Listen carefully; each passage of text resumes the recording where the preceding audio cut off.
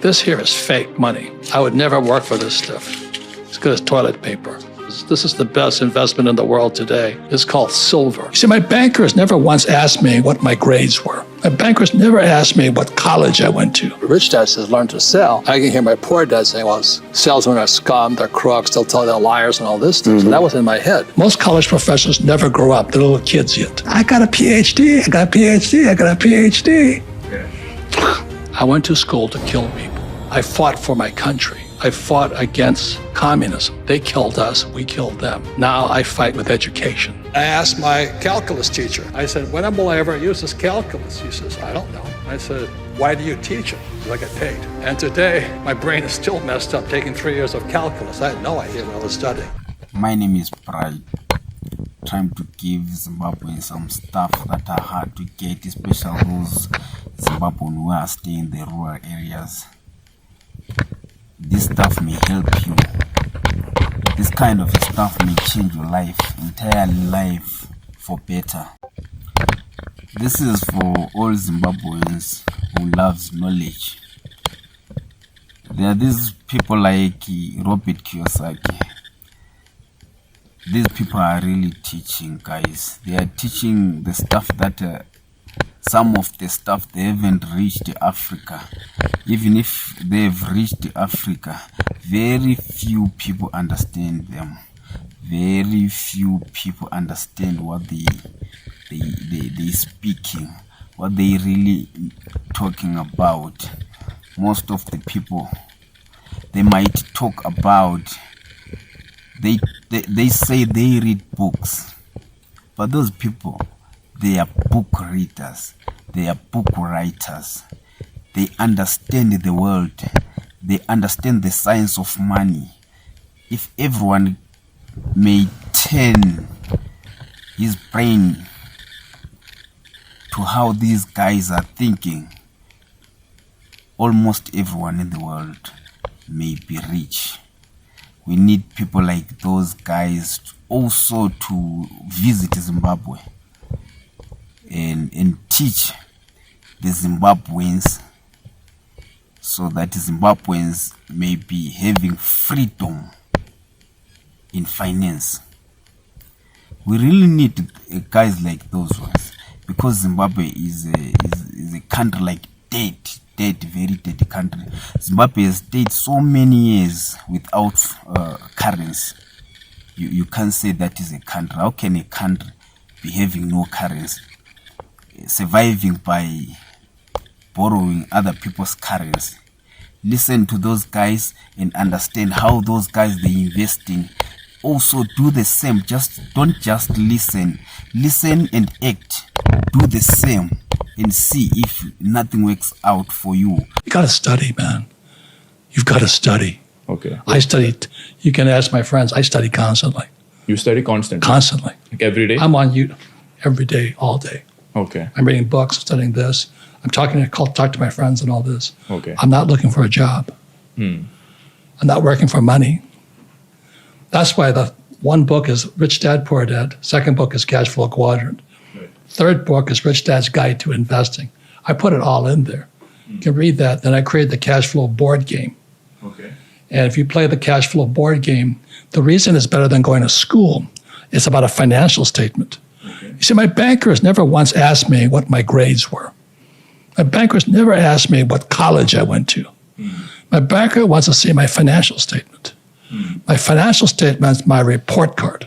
Right. When I grow up. That's right. Most college professors never grow up. They're little kids yet.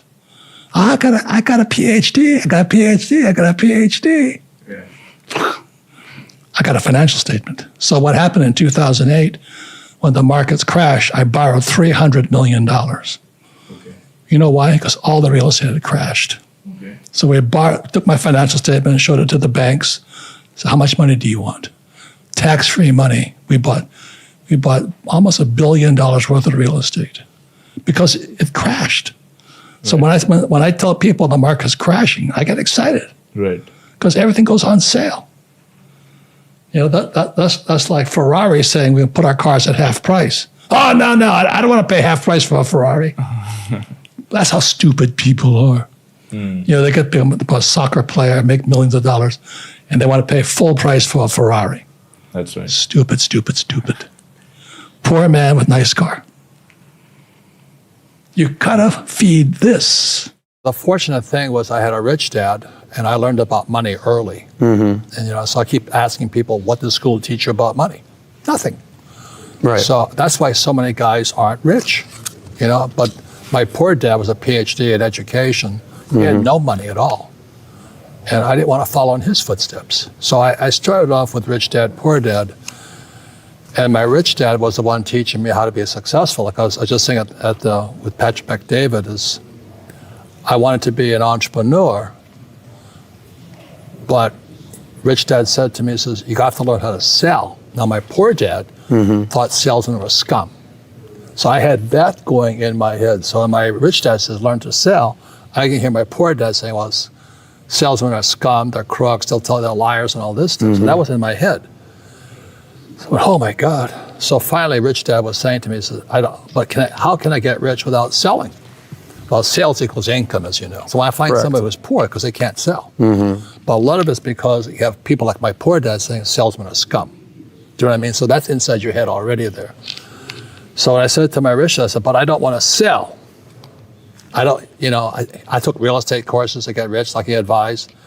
And finally, my rich dad asked me, so I just said, how's your sex life?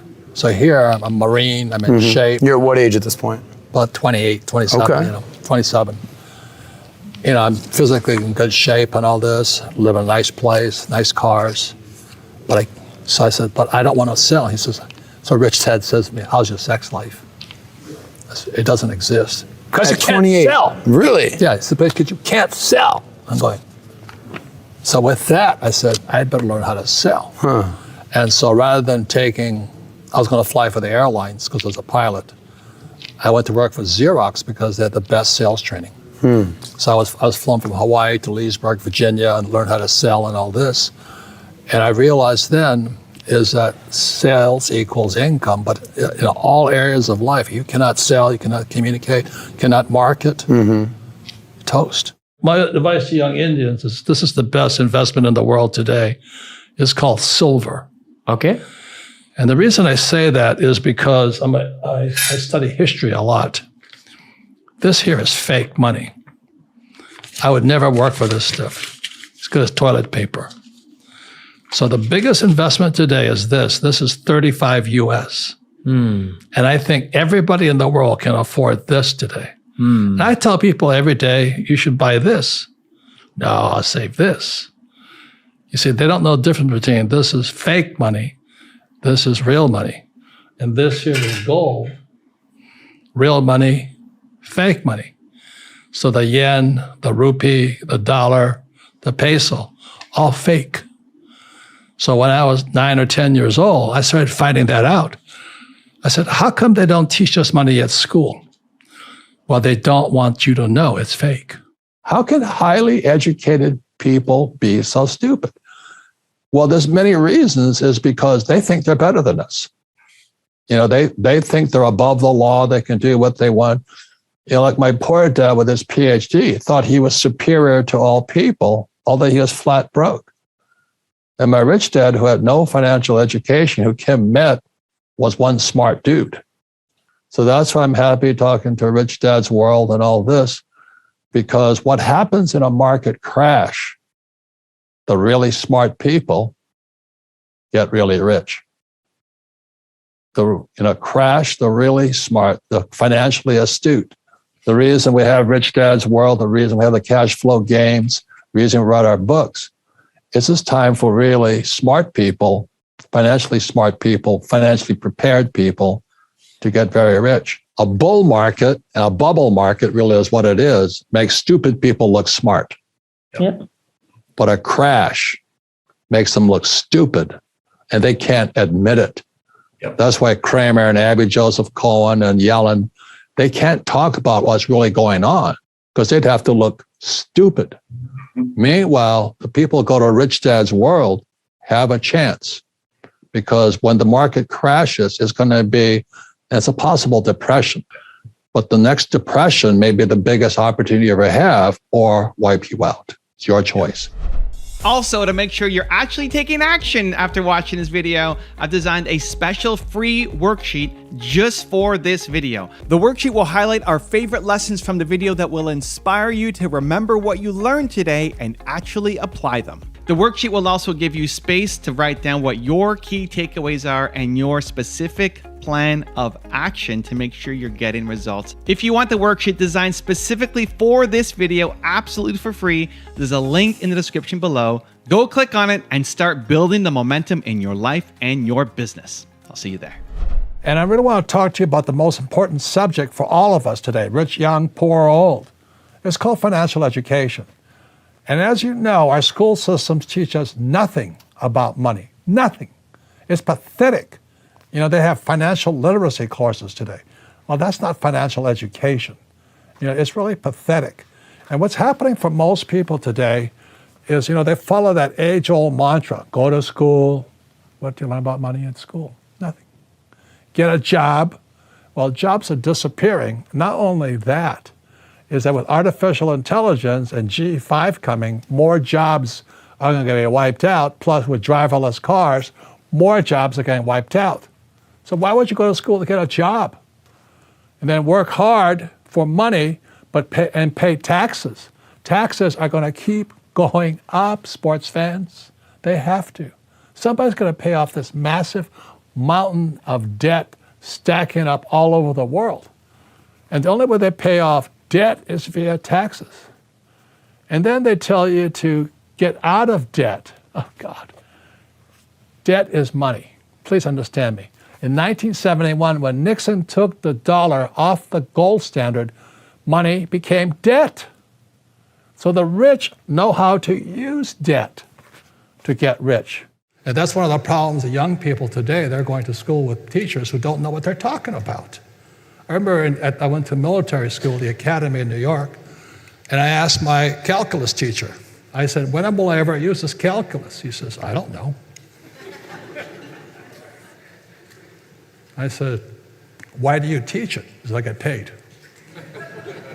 And today, my brain is still messed up, taking 3 years of calculus. I had no idea what I was studying, okay? So anyway, Tom has really helped me with these things like this, but Rich Dad Poor Dad is about income, expense, assets, and liabilities. That's all it's about. And one more thing, the most important word for those of you who are in real business is a statement of cash flow.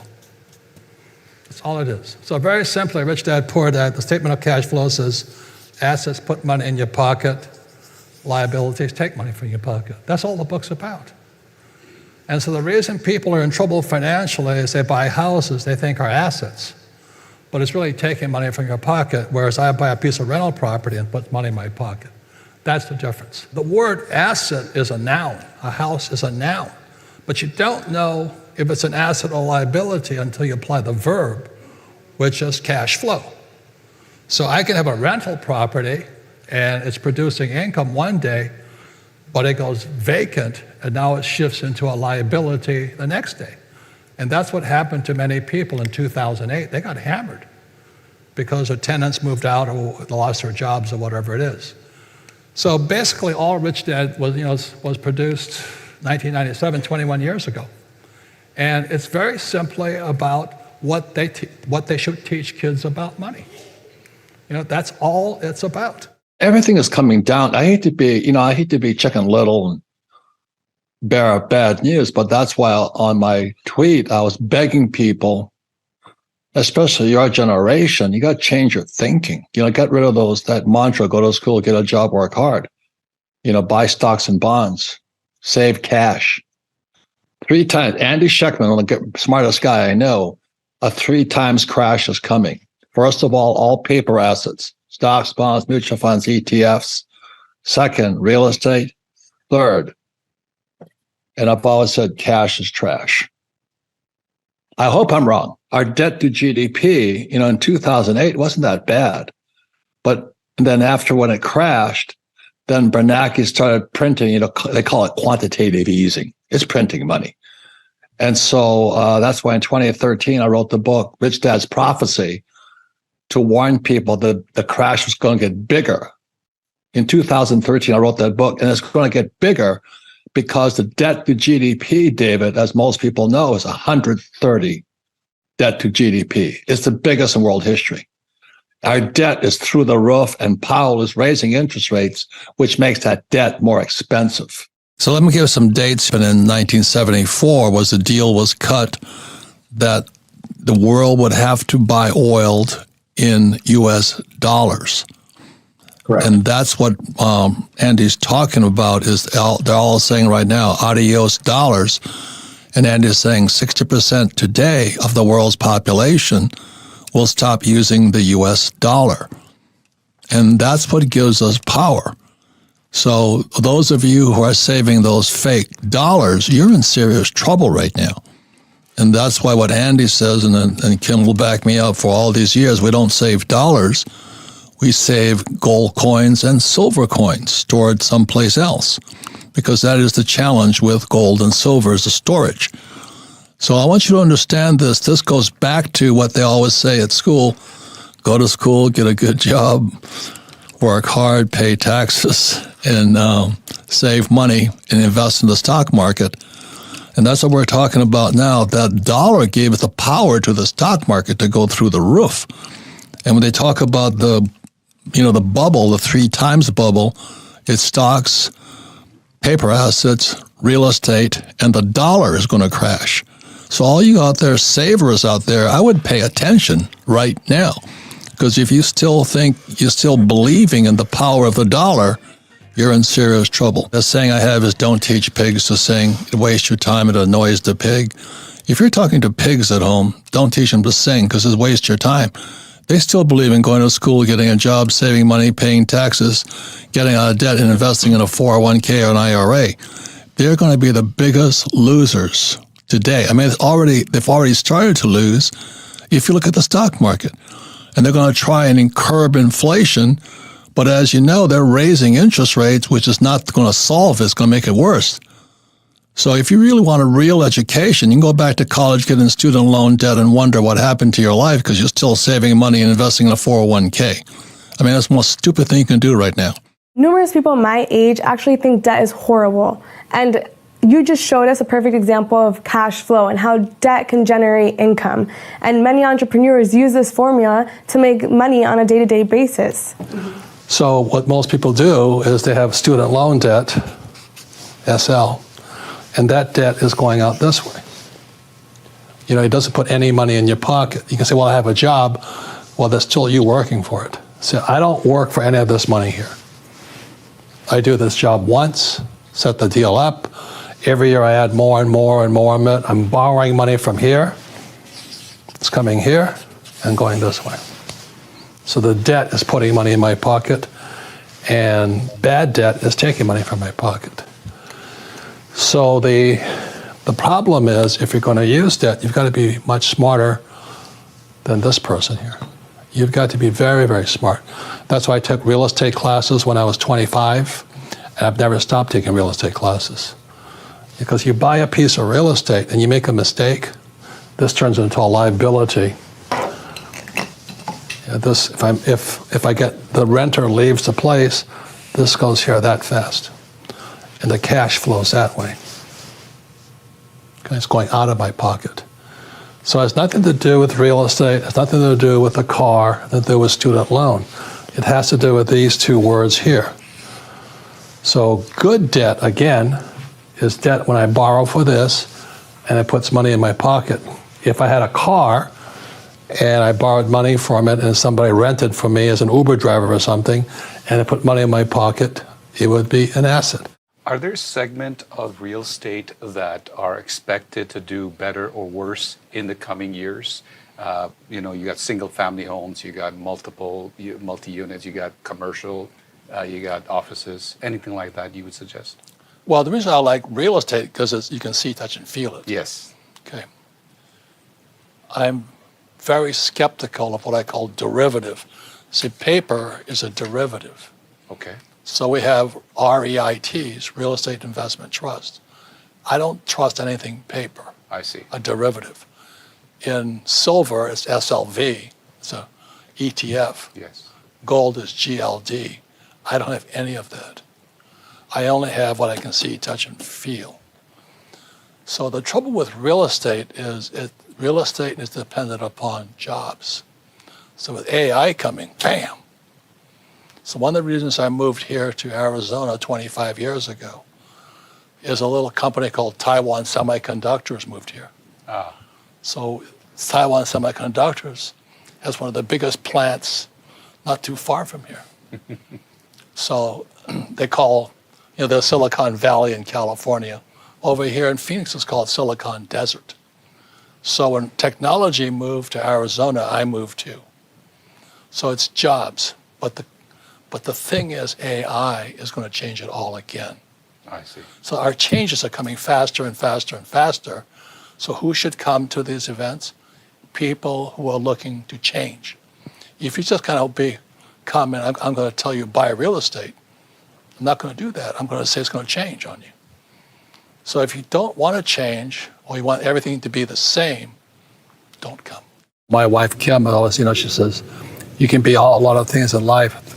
Most important thing to be is be kind. Wow. So I'm working on being kinder, smiling. I listen to like Dennis Prager on how to be happy. Prager, yeah. The way you get happier is to make other people happy first. So it's kind of a therapy. It's a practice, you know what I mean? And then the other guy, the FBI negotiator, Chris something. But he says, smile. Yeah. Is that the guy who Smile. wrote Never Split the Difference? Yeah. Yeah, of course. Great guy. Yeah. You smile with your eyes. So Smize today- is what it's called. Yeah. Well, today I'm reprogramming me because I have the biggest problem I know, biggest opportunity. So I just reprogram my brain to say, smile, make that person feel good first. Don't think about myself. If you want to be an entrepreneur, you've got to study with Chris Voss.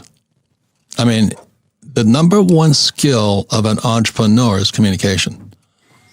You can call it negotiation, you can call it sales, you can call it whatever you want. But as my friend Blair Singer says to me all the time, he says, sales equals income. Do you know? And when I find somebody who can't sell, it's their income is low or vice versa. But more than that, we interviewed Chris years ago when his first book came out, Never Split the Difference. And I hate to say I didn't read the book, but I will read the book now. I will admit that. And all I remembered from that, which a lot of people remember from Chris, was the midnight DJ, voice and all that. So I was practicing that. It didn't work. But what really worked, Chris, I'm going to surprise Kim on this because, about 3 or 4 years ago, Kim says, I'm out of here. I don't want to be married to you anymore. And I went, ¿Qué pasa? What did I do wrong? What did I do wrong? Then I was listening to you discuss my friend Donald, the Trump, and he's a really good friend of ours. But what you said about him, it just hit me right between the eyes. I was going, holy mackerel, Donald plays win-lose. He has to win. He wins at all cost. And I was going, oh my God. And then this is not your words, but I paraphrase the same, but if you play win-lose, pretty soon people stop playing. And then that's exactly it. Yeah, and that's my way of saying with Kim, we're talking before the show came on, I went to military school. I mean, day one, we're screamed at. There is no compassion. Then I joined the Marine Corps, and I learned to adapt to that behavior. Do you know that you talk to everybody like a Marine? So for 35 years, I talked to Kim like a Marine. And one day she said, I've had enough. So when I was listening to one of your podcasts, I went, oh my God. So I want to thank you because what your technology is more than sales, it's more than negotiations. You have the key to world peace. If we could learn to speak with kindness and humanity and support. The reason there's Rich Dad World is my rich dad was my coach. I mean, he slapped me around the place, yelled at me, called me stupid. He was tough.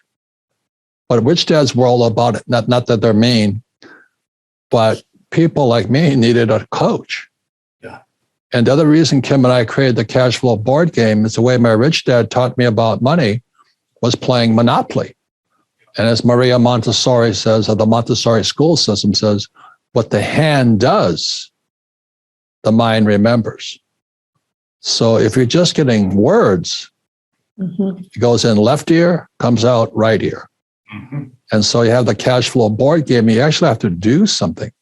So you have Rich Dad's World. I mean, I had a coach, Kim and I had a fantastic coach Frank Crary. The reason Kim and I now own partners in one of the biggest, richest gold mines in the world is because of Frank. We had great coaches. What I've found, the biggest issue that we all have right now, and most of the people that we associate with, are deal flow. And tonight, my 30-second in Camelback, that Yep. apartment, it's an old age home going up. You know how I made my money on that one? How? Our friend Sal got it rezoned from 3 stories to 4. Yeah, change of use. That's called a change of use. That's in the book. Holy mackerel, we made so much money. It's shocking. But then the property in front of it, where Tarbell's and Tomaso's is, tonight I'm meeting with Mark Tarbell, and we want to take a run at that corner. But that's how you find a deal. Kenny's problem right now is finding deals, because guys like me have so much money coming in from the last deal you gave us. I have to give it back to Kenny. I said, Kenny, I can't take this money. And his capital raising gets easy because there's so many guys like me, you've made so much money for, I'm trying to give it back to you, right? I own 15,000 houses. 15,000 houses. Okay. Which you give it out for rent. Yeah. Right. So nothing wrong with buying a house. Yeah. Difference is I use debt to buy it. Okay. And I pay no taxes. It's not the house. It's not the stock. It's not the bond. It's not the ETF. It's your brains. So I would rather use debt and pay no taxes. In 1971, this became debt. Okay. The only way it's created is somebody has to borrow money.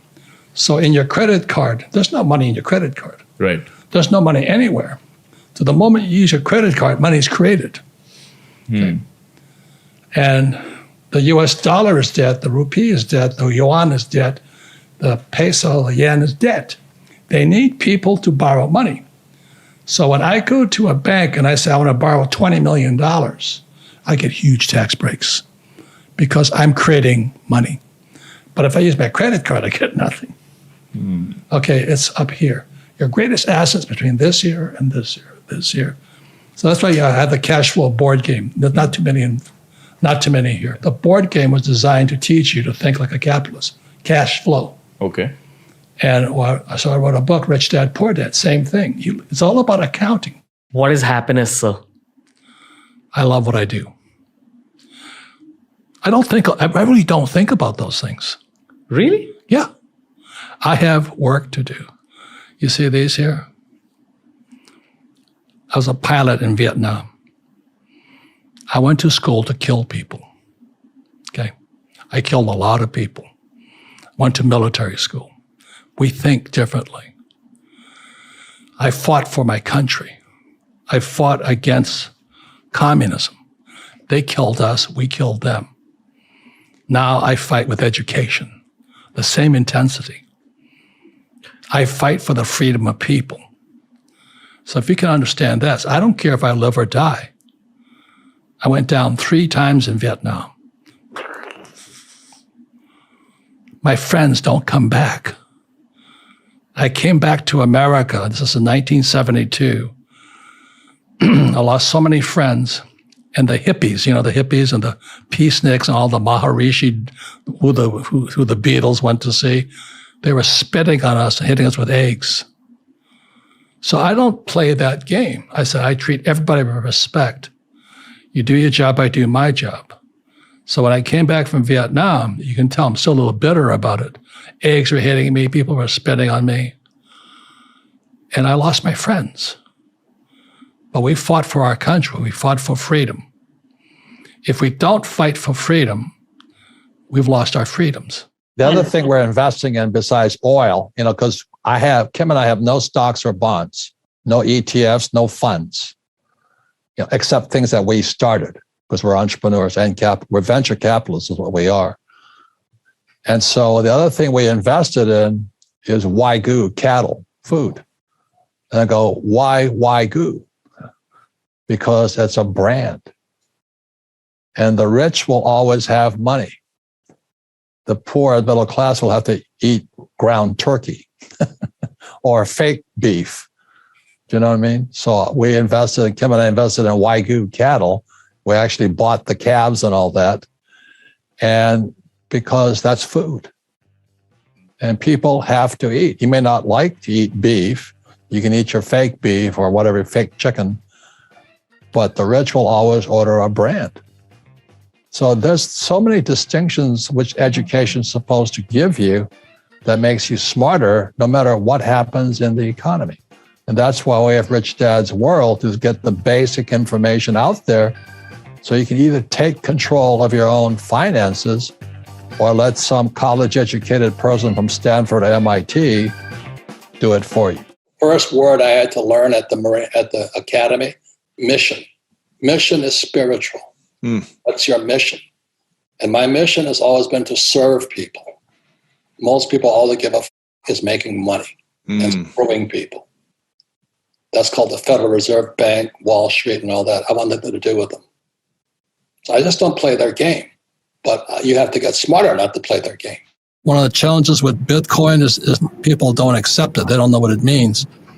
But Standard Chartered Bank, which is a huge Asian bank, just came out backing up Bitcoin, and they said that Bitcoin in 2023 will hit $50,000. This is Standard Chartered Bank. It's not Robert Kiyosaki or Joe Schmo, the ragman out there.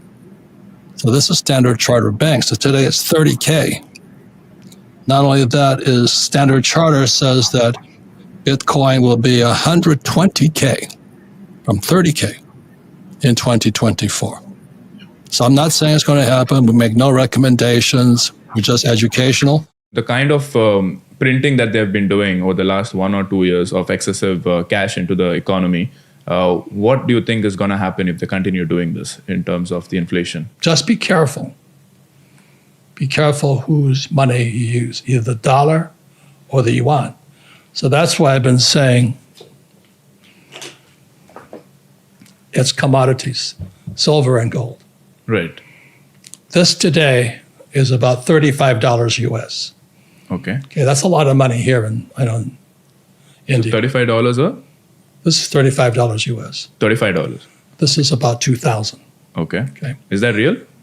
No, they're fake. Okay. This is real. The silver. But anyway, so being a capitalist, I own gold mines. Okay. And I own silver mines. Okay. So when the dollar crashes, I get richer. Right. And that happens time and time again. It's going to happen now. When do you think it will happen? It's happening right now. America is sliding into a depression right now. What I said, it's Brazil, Russia, India, China, South Africa. But it's Russia, China versus America right now. It's the biggest battle in history going on today. And the dollar is going to lose. So if you read Rich Dad, Poor Dad, I said, I don't work for money. I work for gold and silver. I do not save dollars. Okay. I use debt to buy real estate. Right. I pay no taxes legally. Yeah. And I save gold and silver. And since I was a little boy, I've been saving so much gold and silver. I now own the richest gold mine in America. Which is? It's called the Trixie, but it's on the New York Stock Exchange. Okay. It's OCD, gold sign. Okay. So I only work for real money, which is gold and silver. What's the future of your country? We're in serious trouble.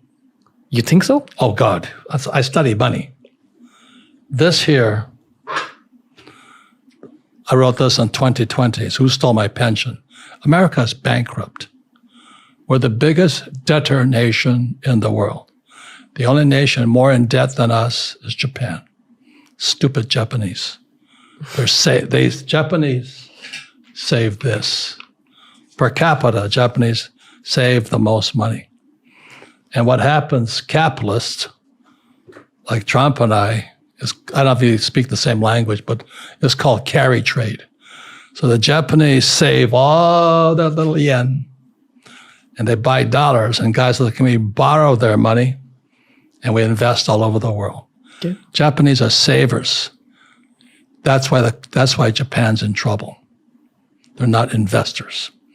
India's in trouble because you don't produce enough money, capital. A lot of people say, well, how come my kid's kicking my butt? I said, because they don't have brakes put on yet. You know, kids just make mistakes. Parents still have what they were programmed to think. Don't make mistakes. Make sure everything, you know, I mean, they're slower. Kids are faster. And so they learn faster. So I learned, you know, when I was 10, my rich dad started teaching me about entrepreneurship and investing with the game of Monopoly. And, you know, so I'm sitting there, and my poor dad, the academic, is going, what you doing? I said, I played Monopoly. And he says, well, that's a waste of time. You know, go back and study. And so he says, well, ask your friend's father, Rich Dad, why are you studying Monopoly? And so I asked Rich Dad, I said, why are we studying Monopoly? He says, because one of the greatest formulas of wealth is found in this game board, idiot. I said, what is it? I'm 10 years old going like this. 4 greenhouses, 1031 tax-deferred exchange into a red hotel. And so I'm a kid going, and my old man, the PhD from Stanford and all this stuff, you know, and he's broke. He's broke. He's broke. And Rich Dad goes from his little dinky little store, and now the property he owns is called the Hyatt Regency on Waikiki Beach. So he followed the 4 greenhouses, 1 red hotel. And again, the greatest educator of our times could have been Maria Montessori, who said, what the hand does, the mind remembers. So my rich dad, from my education, he says, you want a real education, kid? I go, of course, of course. So he owned, my father poor dad called them slums. My rich dad says, I'm a low-income housing provider. You know, I mean, it's just definitions. He says, go knock on doors and collect rent. I went, what? You know, so that's why everybody wants to invest in real estate, but they don't want to collect rent or fix the toilet. You know what I mean? So I'm 10 to 12, your rent is due. And I heard more bullshit than I've heard in my entire life. These are grown adults going, hey, kid, beat it. Or, you know, I don't have money. It's you sons of a bitches, you capitalist. I'm 10 years old. So we can't afford it. They got a big screen TV in the room. They're watching TV, but they can't pay the rent. And they have kids. What are they teaching their kids? Knocking on doors, asking grown-ups for overdue rent. Fried my brains. Said, I don't want to be like you. That was one of the biggest wake-up calls of my life. I said, the reason between rich people and poor people is they don't know real money from fake money. My mom and dad didn't. Good people, but they don't know that. So they spent it. And so today, you know, I have millions and millions and millions in gold and silver. And I also use debt. I don't use money. And guys like Dave Ramsey say live debt-free. And for 99% of the people, that's good advice. But if you're going to be really rich, you have to learn how to use debt as money. But to do that, you got to be a lot smarter than some hodler, you know, chasing Ethereum and all the other stuff. Okay? So that's what real financial education. I don't have an answer. I don't know what's going to happen in the future. Could my Bitcoin go to zero? Yes. But gold and silver have been here since the earth was formed. It's been gold, it's been money for about 12,000 years. Bitcoin has been money for 10.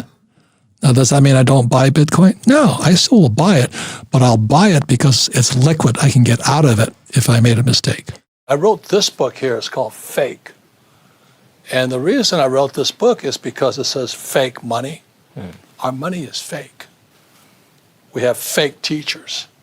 So many teachers have no idea when it comes to money. But I'm not just talking about school teachers. You know, on YouTube and all this stuff, there's a lot of people saying, I can make you rich, I can do this and all this. But how do you know they know what they're doing? Exactly. And then fake assets. So what I'm excited about going to India to talk about is you better know what's real. You have to start knowing what's real. So I love silver, I love gold, I love real estate, I love my businesses and all this.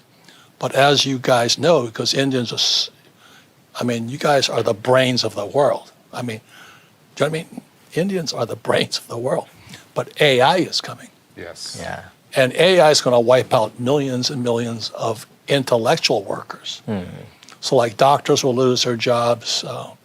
Anybody who's just in their head, teachers will be wiped out.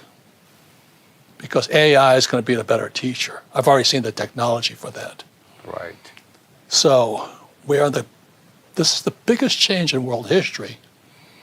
And we're still teaching kids to go to school and get a job, work hard, save money, and money is fake.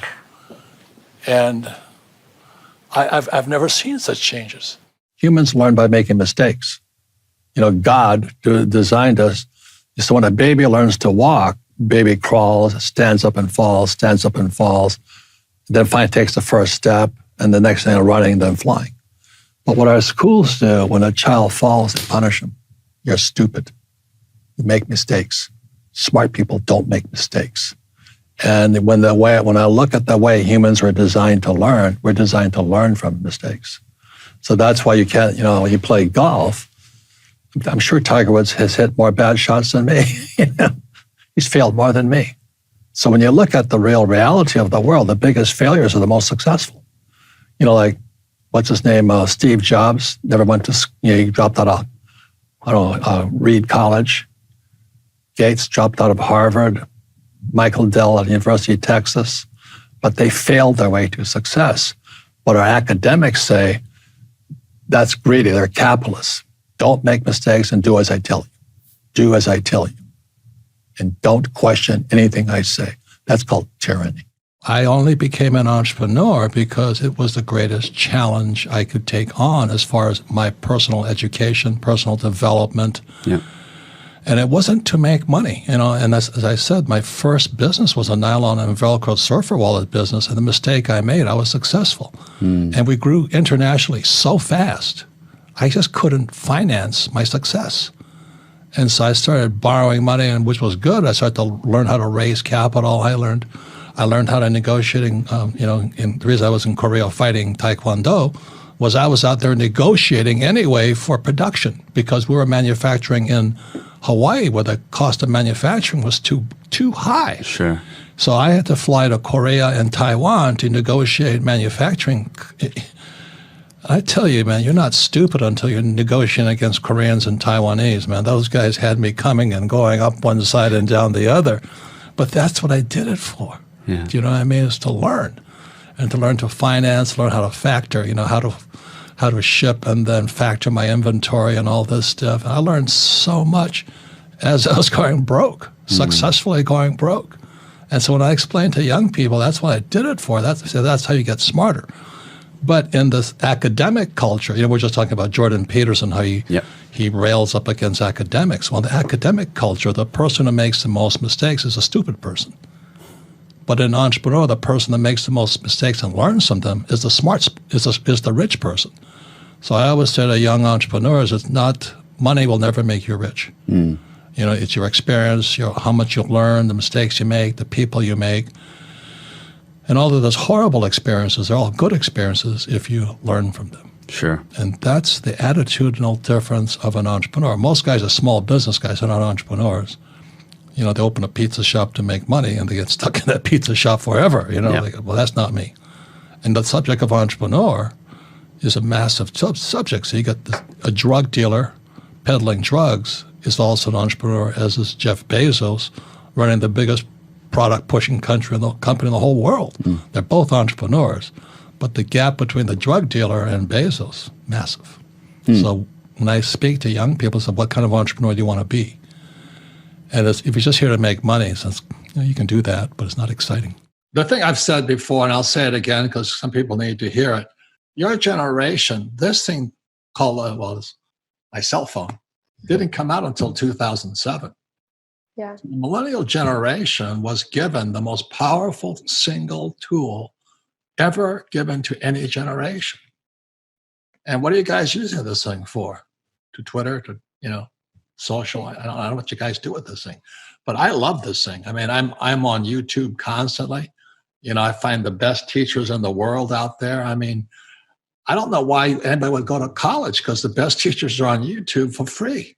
I learned, and it's not that the teacher is the best. The thing I love about YouTube is I can get one person says X and the guy that says no, that's Y. And so I'll listen to both sides. But that's where your intelligence grows because both sides have a point of view. And I listen to both sides. But if you're in college, You got to listen to one idiot who's boring, And I really did not like school, you can tell. Yeah. First of all, is I didn't want to become an employee. Every time the teacher says, go to school and get a job. And I said, but I don't want a job. And it didn't make sense to me because I had a rich dad. My poor dad was an employee. He was a good one.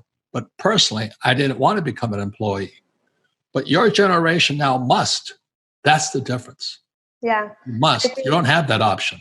What would financial education in school look like for you? What would you like to have learned? Well, it was really simple because my poor dad, I finally bugged him enough, I said, well, when am I going to learn about money? He said, why don't you ask your best friend's father, my classmate?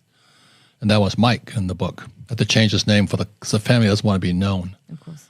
And I said, why does Mike's father know about money? My poor dad said, because he's an entrepreneur. I went, what's that? And what are you? He says, I'm an employee. I'm only 9 years old. I'm learning 2 new words, employee and entrepreneur. I went, what?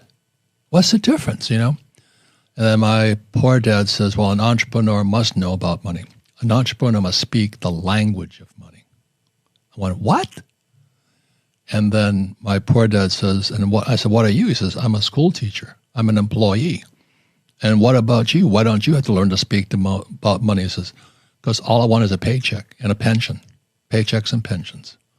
So that's kind of I'm 9 years old. I am totally confused now.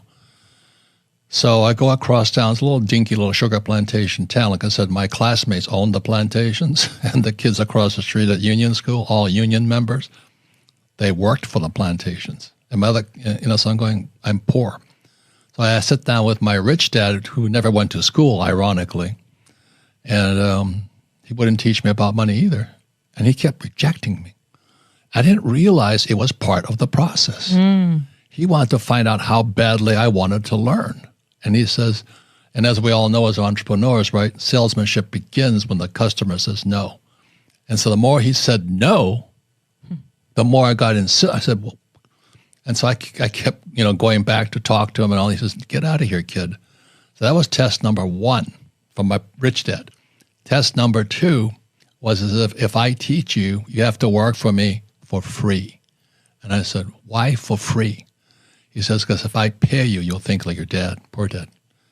The rich don't work for money. So if you read Rich Dad, Poor Dad, which is right there, the rich don't work for money. And then I'm now all confused as a 9-year-old kid. And so that's when the whole thing started about financial education. For me, I was coming out of the Marine Corps in 1974, and I said to my rich dad I wanted to be an entrepreneur. And because my poor dad wanted me to get my PhD, of course, fly for the airlines to get a PhD. I'm going, oh my God, my old man was broke. Poor dad was broke because he ran for lieutenant governor of the state of Hawaii in the dirtiest business areas is politics. And the governor said to my dad, poor dad, he says, you'll never work in this state again. And my poor dad went poor. I mean, up until that time, he was okay. But once he could not work and he couldn't sell. And so I come out of the Marine Corps and he's telling me, oh, go fly for the airlines. United Airlines is hiring and go back to school and get your PhD like me. And I said, that's what my saying is PhD stands for poor, helpless, and desperate. Jesus, I mean, he couldn't sell. So I go to a rich dad and I go, what should I do? I'll be an entrepreneur. He says, gotta sell. I'm going, oh my God, that's the worst thing possible. This is 1974. And because my old man, poor dad, kept saying, he says, salesman of the scum, da-da-da-da-da-da. And so I said to rich dad, why do I have to sell? He says, how's your sex life? I says, terrible. He says, because you can't sell, So I got a job with Xerox in Honolulu, and I had to go home to my poor dad and apologize. I said, I'm a disappointment to you because I got a job as a salesman. And that's when it started, and it was horrible, Knocking on doors. And if you don't sell, you don't eat. I don't know if you know, but there was a sheik or something right after 9/11. They murdered him here in Phoenix. Yeah, sick. Yeah, Balbir Singh Sodhi was the first Sikh killed after the 9/11 attacks. Yeah, and people, when they go nuts, which we did in Vietnam, we did things you're not supposed to do.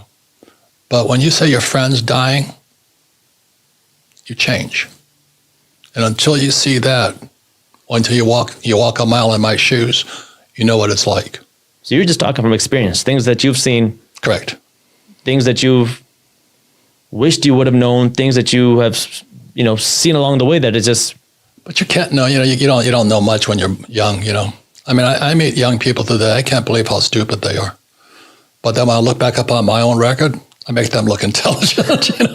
I was so stupid. Well, yeah, I mean, you had your rich dad, and that you kind of look up to. And that's why I understand. That's why when I talk about YouTube, I listen to both sides. There are hardcore communist school teachers on YouTube. It takes I meet so many people who say, well, I can't afford this, I can't afford that. I can't afford to buy real estate. I can't afford to buy Bitcoin. I can't afford to buy. Well, the reason you can't afford to buy something is because you can't sell. And sales equals income. So back in 1974, my dad wanted me to go to the University of Hawaii and get my PhD. And I said, no, he wanted to fly for the airlines because I was a pilot. And I said, no, I'm not going to do that. I'm going to learn how to sell.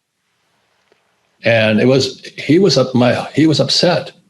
He says, salesmen are crooks, they're con artists. It's not a very honorable profession. But that's why he was poor. So many PhD types, academic types, they think they're above the capitalist process. They think their PhD entitles them to the better life. But if you go for your PhD, you really don't have the skill sets to be in the capitalist world. Like when my father, bless his heart, he ran for lieutenant governor against his boss, the governor, as a Republican in the People's Republic of Hawaii. Hawaii's 100% communist. And so he ran as a Republican and he lost. And the governor said to him, you'll never work in this state again. So the power the governor had over my dad was his job. And the hardest thing for a school teacher, Patrick, is as a capitalist, you really don't need a school teacher. You need a salesman. And my father just couldn't sell. He wouldn't, he just kept holding up his PhD. I have a PhD, but he couldn't sell. Wow. And you know what I mean? And I saw that. And that's when my rich dad, who had no education at all, said, you better learn how to sell pretty quickly. John and I, like I said, rugby players, play for the Hawaii Harlequins rugby team. And I'm talking to him, and he's telling me about all the rich people we knew in Hawaii who were going broke. I'm going, you got to tell that story. Because as I said, in 1974 was the first 401k. It was called ERISA, Employee Retirement Income Security Act. And I was still in the Marine Corps, and I was flying out of Hawaii. And I went to listen to these pitches on how to sell a 401k. And I said, these guys are lying through their teeth. Because the advantage I had is I had a rich dad and I had a poor dad. And my poor dad was the village idiot. He was a PhD, which stands for poor, helpless, and desperate. He ran the school system for the state of Hawaii, and he thought the 401k was wonderful. I'm going, you got to be kidding me. And my rich dad was my best friend's father. He goes, oh my God, boy, talk about a license to steal money from stupid people called employees. So I came from a different, so this is 74, I'm still in the Marine Corps. And the first thing my rich dad said to me, if you're going to be a rich man, you better learn two things right now. Be an entrepreneur, but he says you've got to learn how to sell. And secondly, you've got to know real estate. Because real estate is debt and taxes. And that's, what do you mean debt and taxes? So in 1974, I took my first real estate course and opened my eyes up, because you don't need money to buy real estate and you pay no taxes on top of it. So just before I get out of the Marine Corps, I get a job with Xerox, learn how to sell. So I got sales, and then I understood real estate. So why am I a rich man today? Because I took two courses, learn how to sell and learn about real estate. And my poor dad, the PhD, says, go back to school, get your MBA and get your PhD. I'm going, then I'd wind up like you. A poor, highly educated man with a 401k. There's three kinds of money today that you guys got to be aware of. One is God's money, and God's money is gold and silver. So this is silver, and this is gold. The reason I brought it is most people don't know what it looks like. And then there's government money, which is fiat currency, which is the dollar, the yen, the peso, the euro, the yuan. Yeah. Fake. And everybody's working hard for it. It's like eating fake food or drinking fake water. That's why people are getting sick financially, because they're working for fake money. Yeah. Okay. And then there's fake assets, which was another part of the fake millennial, the fake generation series. But the reason I brought this here is most people haven't seen it. This here is real silver, plata. Okay. That's what it looks like. And so in 1972, and this here is gold. Yeah. This is God's money. This is what God's money looks like. Yeah. The reason I call it God's money is you can't fake it. You know, you can fake it with a fake ETF, like a gold ETF or a silver, which I don't touch because it smells as bad as the guys that printed that crap. You know what I mean? Jesus. But this is real money. So you look at this here. When I first started buying that, that was $1.40. Yeah. Today, that's $16. And this here is oro, gold. And the reason we brought it in is most people haven't seen or touched. This is real. This is God's money. Why did I say it's God's money? Because it was here when the earth was created. Yeah. And it'll be here when we're all dead and gone. When you're saving those fake dollars, this will still be here. Yeah. Or those fake ETFs or those fake stocks. So this here is called the green box. There's 500 of these little tubes like this. Wow. 500 coins in here. And this is one, which is worth more. Which one's worth more? The gold. Yeah, this is worth more than all that. Now, the reason I say this is because for your generation, this could be the biggest opportunity you'll ever see. I'm not making any commissions on this stuff. Yeah, of course. But if you look at what happened with the fake central bank, see, the purpose of the central bank or the Fed or all, you know, the Japanese bank, the Bank of Japan, or the European Central Bank, they pump out fake money. The purpose of central banks like the Fed is to protect the banks, not you. They're a criminal operation as far as I'm concerned. You're going to find that most of my talks is about the Fed. So I would recommend you guys buy this stuff. Don't save money. Don't save government money, because they're corrupt as hell, as you know. Yeah. Save God's money. The young people like you leave school thinking, oh, if I know the right answers, then there's no risk. And it drives old guys like me crazy. Because everybody's talking about millennials. What's wrong with them? You know, millennials are the most highly, in many ways, the most highly educated generation in history. They have the cell phone. They didn't get educated in school. They got educated on social media, on the cell phones. They know all the answers, but they're afraid of doing anything. Yeah.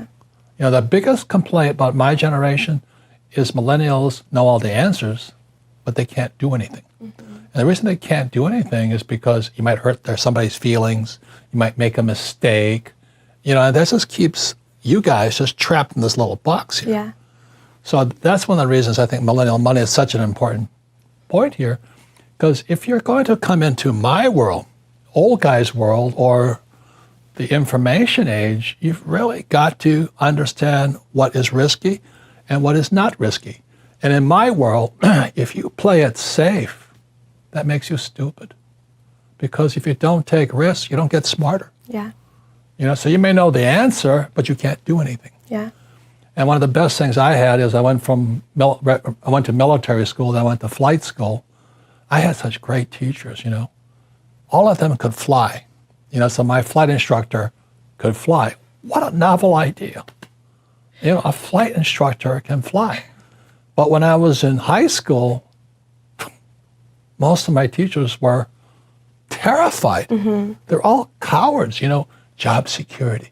Don't make mistakes. Just memorize the right answer and you'll be safe. And that's why most school teachers aren't rich. Yeah. And they teach that to your generation today. If you understand how money is created, money is credit and debt. That's all it is. Money, credit, money, I mean, credit, debt, and taxes. That's what money really is. But they don't teach you that in school. So today, the reason the world economy is crashing goes all the way back to 71. But what happened in 71, they could just make fake money, and they can keep printing fake money. And this is the US dollar. The US can keep printing fake money for a number of years yet. And the only way they could keep the economy expanding, they had to find people stupid enough to get into debt. So as you know, one of the most, I didn't have this as a kid, it's called a credit card. Now everybody has credit cards, but they never teach you how to use it. Yeah. Now, why did they have a credit card? It's because they needed more money. So they keep expanding the economy. They keep finding people stupid enough to just get into debt. They give them credit cards and all this and say, well, you give auto loans. But I think the most dastardly thing for your generation was in 2009 when President Obama went to the banks and said, look, we need to get the students more into debt under the guise of you need to get a good education. That's why I keep saying to the millennials, they're a pack of wimps.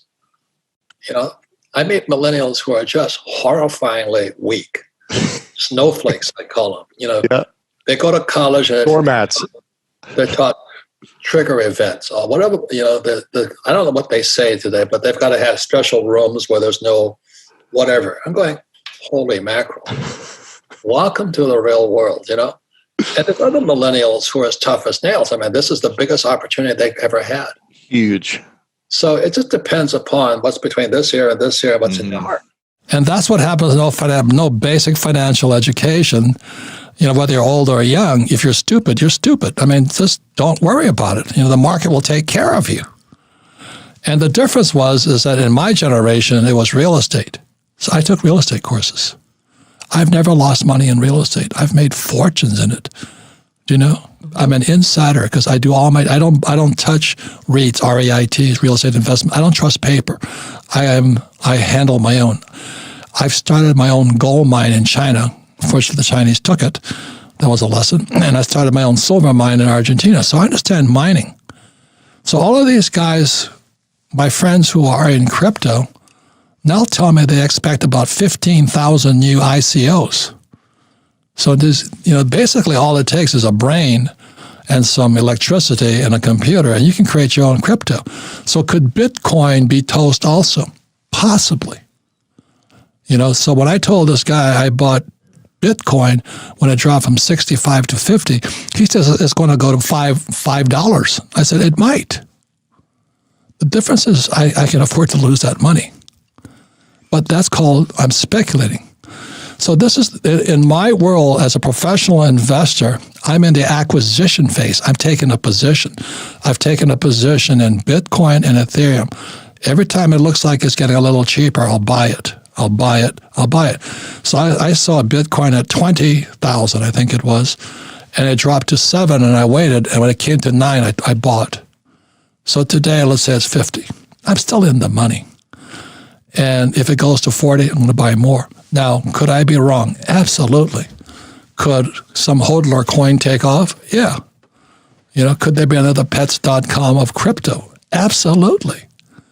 But the difference is I'm in the acquisition. I've taken a position. I took a position in silver and gold. I have millions, not in this country.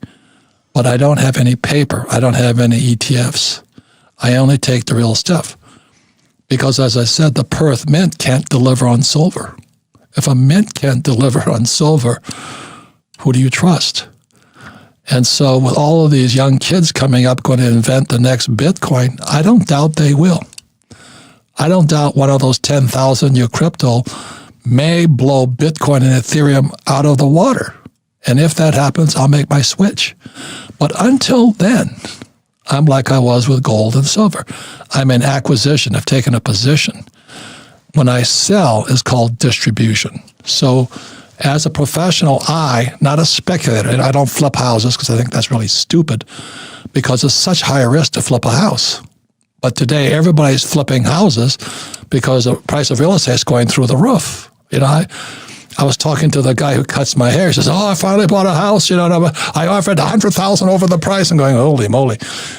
It's a mania. There's booms, bust, and mania. Real estate is in a mania because of this. Because interest rates are so low, so not only are stocks going up, real estate's going up, and everybody's jumping in. When this happens, the idiots jump in. And that's what's happening right now. So Bitcoin is the same way. So when it took a dip, I bought more. Can it go lower? Yes, I'll buy more. But there's one big difference between Bitcoin and Ethereum and real estate.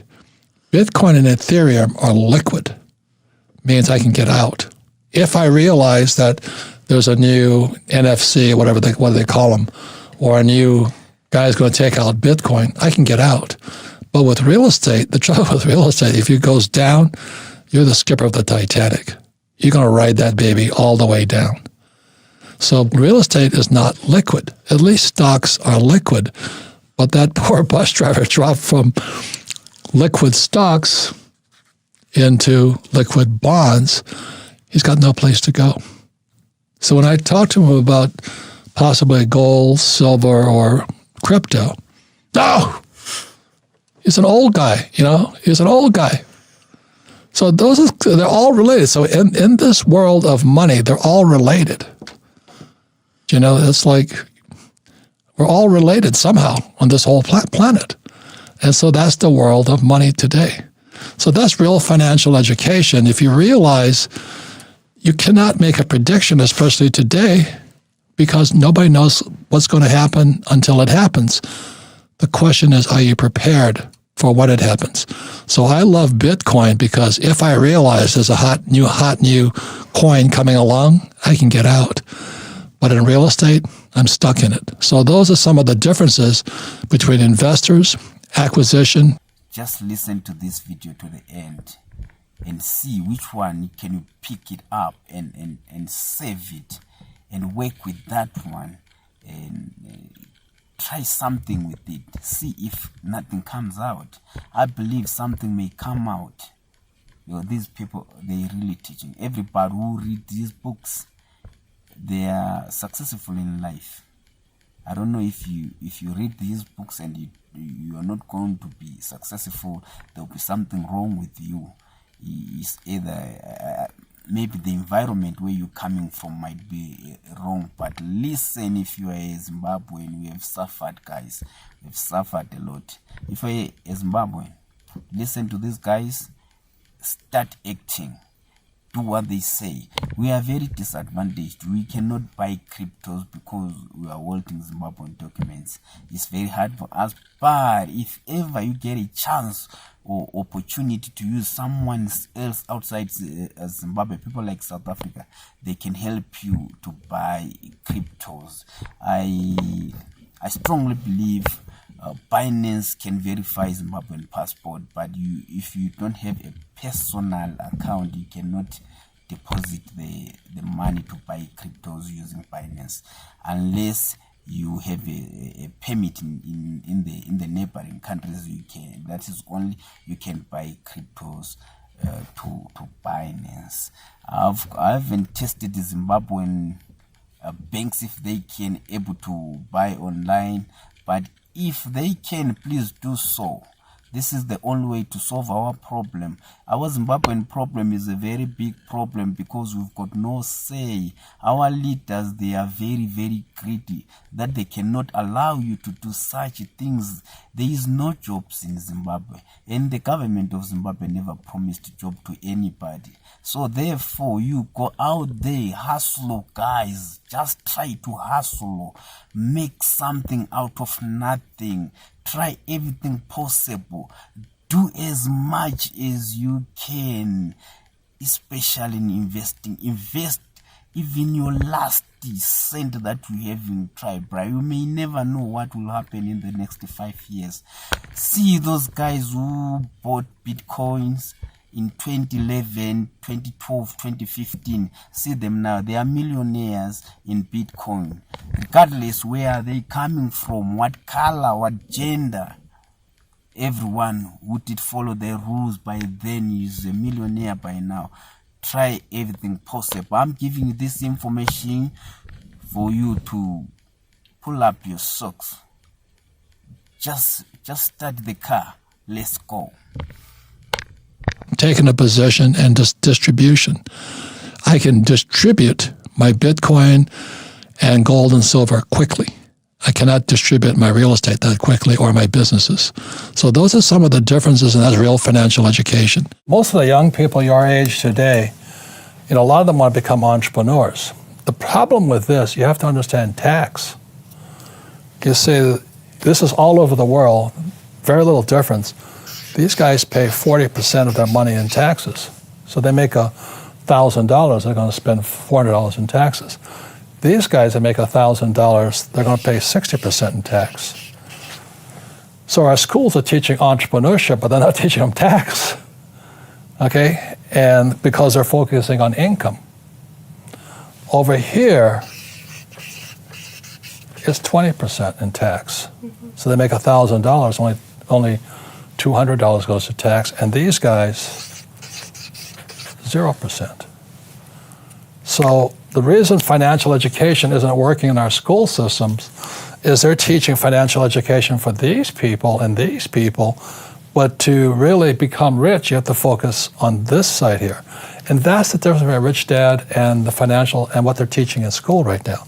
I'd rather be on this side. This side is a lot harder, but in the long run, it's more fun for me. On this side here, it's harder, but you're paying tax constantly. So these guys here are saying tax to rich. Well, these guys don't pay taxes. And as strange as that may seem, and I'm talking about legal, this is all over the world. So that's the big difference here. One last thing, which I think most millennials understand, is, in Rich Dad, Poor Dad, I wrote about Ray Kroc, founder of McDonald's. And he was teaching at the University of Texas, the MBA program. And Ray asked, and most of the MBAs are going to come out here. So Ray Kroc asked him, he says, what business is McDonald's in? And everybody yelled and said, no, we know you're in hamburgers. And Ray says, no, we're not.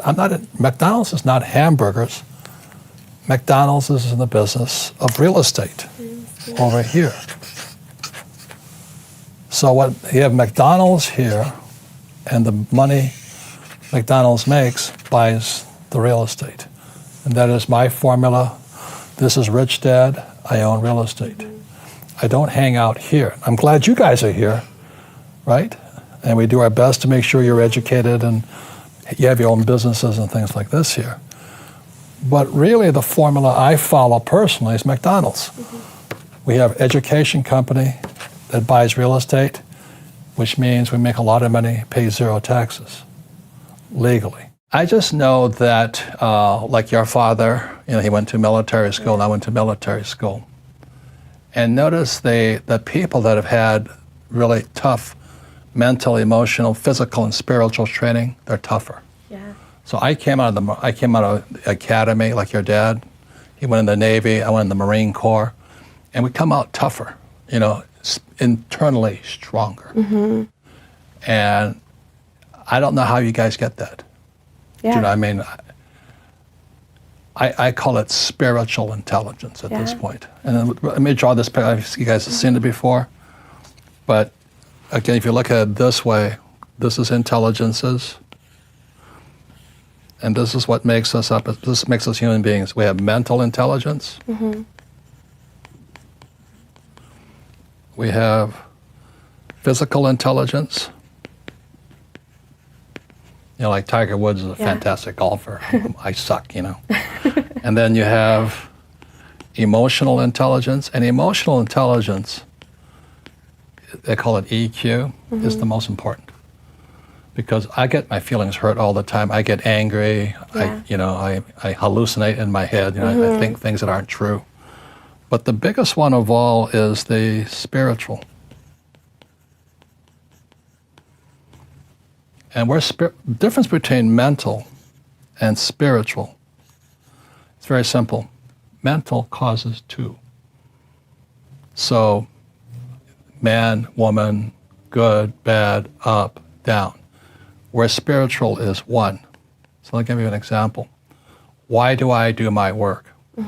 Yesterday I was driving down the road and I saw this young guy. God, just broke my heart. You know, he's standing there in the hot Phoenix sun. He's just unemployed, need money to feed the kids and all that. Now, mentally I could say, well, get a job, you idiot, you know, da-da-da. But spiritually, I am him. I feel for him. Yeah. So in my work, I work for this. You know, like, I don't need the money. Yeah.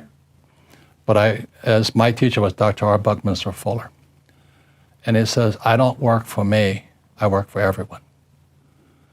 And that was one of the biggest lessons I got from the military. You know, from the military was very high spiritual intelligence. That's why your dad and I get along so well. So, Because when we went into combat, which is a horrible experience of good and bad people, enemy and friends, you know, but when we climbed into our aircraft, there was a crew of 5. We became one. It is the best feeling, as horrible as it is, flying into combat, because we might not come back. But it was the highest feeling of all. It was spiritual. And I'm afraid it's not just millennials, it's human beings, you know. Well, you know, is this good? Is this bad? Is this the best Vuitton shirt? Can I get it at a better price? Or he's cute or she's cute, you know, I mean, but is there somebody better, right? yeah, I mean, that's exactly what's going on. So you guys are stuck in your head, and I think you should get more into your spirit, you know, like saying, what can I do for my fellow human being? Yeah. What can I do for the environment? And I think the biggest secret of my success is I have all, you know, we all have these. We all have some degree of physical things we do. Yeah. Emotionally, I'm a basket case a lot of the time, you know. I get upset, I get angry, I get sad, I get my feelings hurt. And I'm always, this is good, this is bad, this is, you know, you watch politics, it's all good and bad, it's a bunch of BS. But what keeps me going is this, and it's spiritual. Yeah. Is how can I serve others? How can I serve the planet? How can I fix this problem? You know, and millennials, it's not just millennials, it's just human beings in general. Yeah. If you can get back to being one, being compassionate, you know, you'll always have idiots here. You'll always have idiots here and idiots here.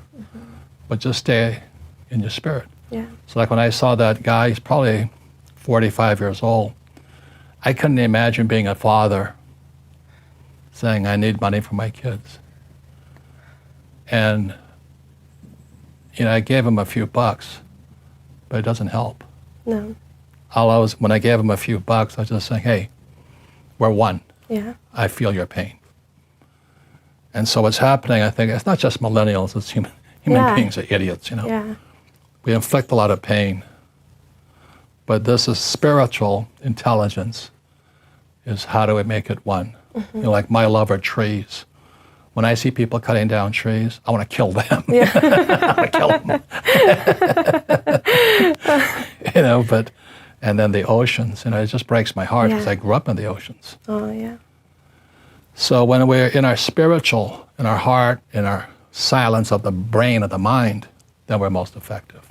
So the reason games are the best teachers, at least Monopoly was for me, and our board game Cash Flow, the reason I created Cash Flow, is a game will engage me mentally. I'm interested. It gets me emotionally. Nobody likes to lose, you know. And then physically, I have to do something. I like the board game better than the electronic game because I have to do the math. Yeah. Do you know what I mean? When you do the math, you're actually getting smarter. And then it's spiritually, I want to make sure you win, and I don't have to take you out to win cash flow. Do you know what I mean? I don't have to make you the loser. But that's what schools do. They have to have one person smart, one person stupid, one winner, one loser. So when I'm teaching you either real estate or business and all this, I don't want you to lose. I want you to win. So once again, the games are the better teachers, like the game of Monopoly, simply because it involves your physical intelligence. And the more you do your numbers on the cash flow game, the smarter you get. Emotionally, because nobody likes to lose. This is really surprising. A lot of people lose because they got too happy. Do you know what I mean? Too excited. Yeah, what happened? oh, I'm rich, then I get egotistical and arrogant, you know. I get cocky, and I'm smarter, I'm richer, then you lose.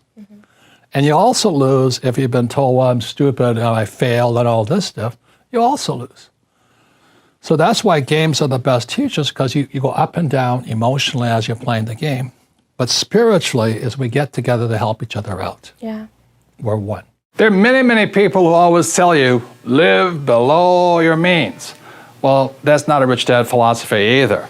I think if you live below your means, and especially if you're poor already, you live below the means, your spirit dies. So what the Rich Dad Company is really about is how do you improve your spirit by increasing your financial intelligence or your financial IQ.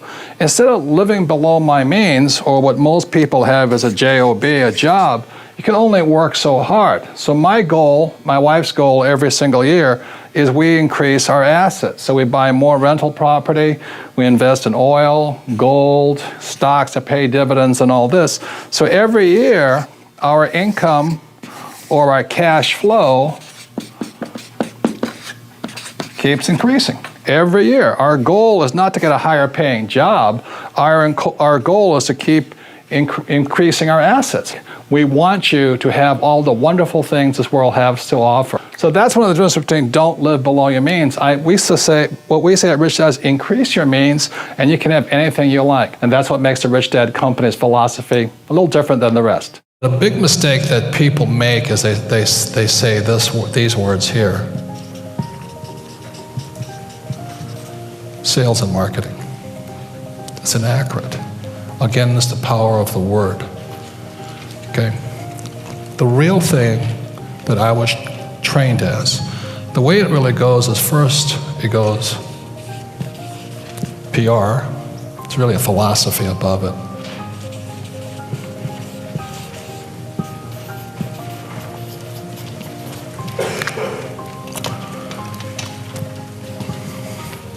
So PR is public relations. PR is when I'm in I'll be in Newsweek next week, Time Magazine next week. I fly to New York on Tuesday to do a television show with web broadcast with Steve Forbes. Coming out with a book with Donald Trump and things like that. It's all PR stuff. Marketing is kind of the spreadsheet between it. You know, marketing plans, testing and all that. It's like an accounting spreadsheet. And then there's a sale. So when times get really, really tough, what's the first thing that most businesses cut back on? PRs, marketing, so they have no sales. It's really stupid. So what we're doing in our company is we're upping it 10 times. Okay. So I went and I spent 4 years learning how to sell. The reason I recommend network marketing is if you can't sell, you can't do the rest of the stuff. It's all right? That's why I recommend it. Okay, you've got to know how to communicate today. People who are poor cannot communicate. Okay? So I spent 4 years here and I found that I sucked at it. Really terrible. But I went from the worst salesman to number one just by sheer determination. Overcoming my fear, my embarrassment, and I get my feedback, my stats. And pretty soon I was making more in a month than most people were making in a year. That was the thing. And the biggest thing I learned about sales was the reason most people aren't successful is they haven't failed enough times. So for me to become successful at sales, when I worked for Xerox, I was making about 4 sales calls a day. I'd dial for an appointment and I'd go in, they'd say no, and I'd go eat lunch. And I'd go back in, they'd say no, I'd eat lunch. I'd go in, say no, I'd eat lunch. I gained 40 pounds. And I talked to my rich dad, I said, why am I failing at sales? He says, because you're not failing enough. He says, if you want to be successful in life, you have to step up your failure rate. So at night, I would leave the Xerox office about 6, and I'd go across town to a nonprofit, and I'd dial for dollars. And I wanted to get 30 no's a night, as fast as I could. And the more I failed, the more my sales went up. Does that make sense, you guys here? Hello? Yes. I went, wow. So the reason most people are not successful is because they haven't failed enough. So please discuss that really quick. It doesn't make a difference what it is. It could be golf, tennis, sales, marketing, anything. The reason I say only lazy people use their own money is because it takes much more intelligence to raise capital. And so I've never been able, ever since my rich dad, since a little boy, my rich dad forbade me from ever saying, I can't afford it. He says, figure out how you can afford it. How can you do something? Figure out how you can do something. So over my lifetime, most of the projects I've started, I've never had any money. I like not having money because it forces me to think. I get creative. I have to educate myself. I have to talk to rich guys. Hey, how'd you do this? How'd you do that? How'd you do that? And what has happened to me, I just turned 72, I've never needed money. Because if I need money, I figure out how to raise it. And today we have both good news and bad news. And the bad news is the world economy is collapsing. But the good news is the number one investment that everybody in the world can afford is silver. Everybody. And that's the good news. But will most people buy it? No, they'll save money instead. And they'll save money in spite of the fact that they're printing trillions of it. Gresham's law is in full force right now. Bad money is pumping into this system, and all these idiots, it's called financial stupidity, they're saving dollars. You got to be kidding me. And they're printing so much money. And the beauty of silver, let me say it again, everybody in the world can afford $20, or you can afford a dime. You can go to a coin store and say, I'd like a 1963 dime. You might pay $1 for it. But that's how stupid people are. They don't realize that silver has not only been an industrial metal, but it's also a monetary metal. It's been used as, payments for years and years and years. So I got this job at Xerox. The same story you have is I got my little handy dandy sales planner up. I'm dying. Let's say there's 20 sales guys at the Xerox branch in Honolulu. I'm dying. I'm like, and this guy Sanchez flies in from Western Region, Santa Ana. He looks at my sales thing, and I got all these appointments, but no sales. And I'm going to get fired. So I said, I can't. I'm working hard, but I'm going to get fired. Because I had no sales. So I go. My rich dad's office was at Waikiki, so I go to rich dad's office and I show him my planner. He looks at it. He goes, "Okay." He says, "Let me ask you this.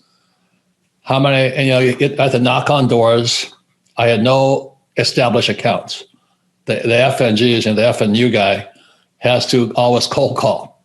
That's as brutal as it comes. So I'm cold calling in Honolulu. I'm getting nowhere, but I'm making a lot of cold calls. So I show my rich dad my sales planner, just like you do with your guys. And I said, my rich dad says, well, it's obviously why you're failing. I said, why is that? He says, you're not failing enough. He says, if you want to become successful, you have to step up your failure rate. I went, what? Because in my poor dad's family, the academics family, PhDs and all this, failure means you're not successful. And to my rich dad, failure meant you were getting successful. So his advice to me, and I'm working for Xerox, I'm probably 28 years old. He goes, you got to step up your failure rate. Find a way to fail faster. So that's when you get creative. I can only make so many sales calls a day. What is the biggest difference between fear today versus fear 50 years ago versus fear 100 years ago versus fear 20 years ago? Isn't this a common thing? Like when market does well, economy does well, a few people are prepared for it. Most people kind of sit around, don't do anything about it. What's changed? And is that going to be happening 50 years from now, 100 years from now, where people capitalize and most don't? Well, that's a fabulous question because, today when I refer to 2008, most people remember 2008. Do you know what I mean? That's when Lehman went down, Bear Stearns went down. 38% drop. Yeah, they all remember it. But when I started Rich Dad, Poor Dad, The only thing they had was the Depression. I came out in 1997. Rich Dad, Poor Dad came out. And their only reference points was the Depression. And none of the people I talked to remember the Depression. So the fear today, I think people are a little bit wiser, is because they do remember 2008 and they do remember 2000. So 2008, 2000, 2008, and here we are today. So I think most people are at least kind of tuned in. I hope it doesn't come down, but I'm afraid it will. That's what I have to say. Most people are more tuned in today because it was only 12 years ago when the last market crash happened. I remember 08. 08 was pretty ugly. We started our agency a year later in 09. And That's AIG, the smartest thing you could have done. Yeah, believe me, it benefited us because we got a contract with AIG at the time and a few insurance companies, and we started growing, but everybody was scared. Well, I want to say what you did was really, really smart, because the best time to start a business is right after a crash. I made more money after 2008 than I ever in my whole entire life, because everybody was hiding like little cockroaches. You made more money after 2008 than your entire life. Yeah, so when, here I'm talking about the coming depression, everybody says, oh, you're such a pessimist, I go, no, I'm excited. I get sexually stimulated thinking about all the bargains that are going to be on the street, I mean, it's going to be bargains everywhere. But everybody else, oh, you're pessimistic. No, I'm actually optimistic. So anyway, so you're very smart. When I study business. Guys who start right after a crash do very well most of the time. I invest with Kenny McElroy in real estate. So let's say he buys a building for $1 million to keep the numbers simple. He increases the rent so that he refinances the building at $2 million. So we have $1 million in debt. He borrows out another $1 million. We now have $2 million in debt. And he and I get the $1 million extra. How much in tax do we pay for that extra $1 million? Zero. And who pays the debt? The tenants. The tenants. Rich Dad's World teaches capitalism. So I'll read you something, because this comes from this book here, The Capitalist Manifesto. Because years ago, 1965, I read this book here, The Communist Manifesto by Marx. And Marx was just like my poor dad, an academic. And the trouble with academics is they're poor. They have no idea how capitalism works. So stay tuned to this program to find out how capitalism works. So once you understood this, I understood my rich dad, why he did things the way he did. And my poor dad hated my rich dad. My rich dad's my best friend's father. And rich dad had all these houses, and he paid no taxes, and he owned hotels. He was playing Monopoly, and rich dad paid no taxes. And my poor dad, being a communist but didn't know it, he hated the rich. And that's what Marx did. Marx hated the rich. But I want to read you a quote from Marx. So all of you who believe that paying taxes is patriotic, this comes from this book here, The Capitalist Manifesto. And this book here, The Communist Manifesto, it says here, a heavy or progressive or graduated income tax is necessary for the proper development of communism. Let me read it again to you. This is Marx's words. If you want to verify, just read this book here, okay? It says, a heavy or progressive or graduated income tax is necessary for the proper development of communism. And that's what's happening in America. So if you want to be a communist, you stay on this side here. You want to be a capitalist, you come to this side here. And again, Rich Dad's World offers you opportunities to understand this side, not this side here. So anyway, that's why Tom is one of my go-to guys, because the less tax I pay, the more capitalistic I become. That's right. The freer I become. What are things that you're thinking about?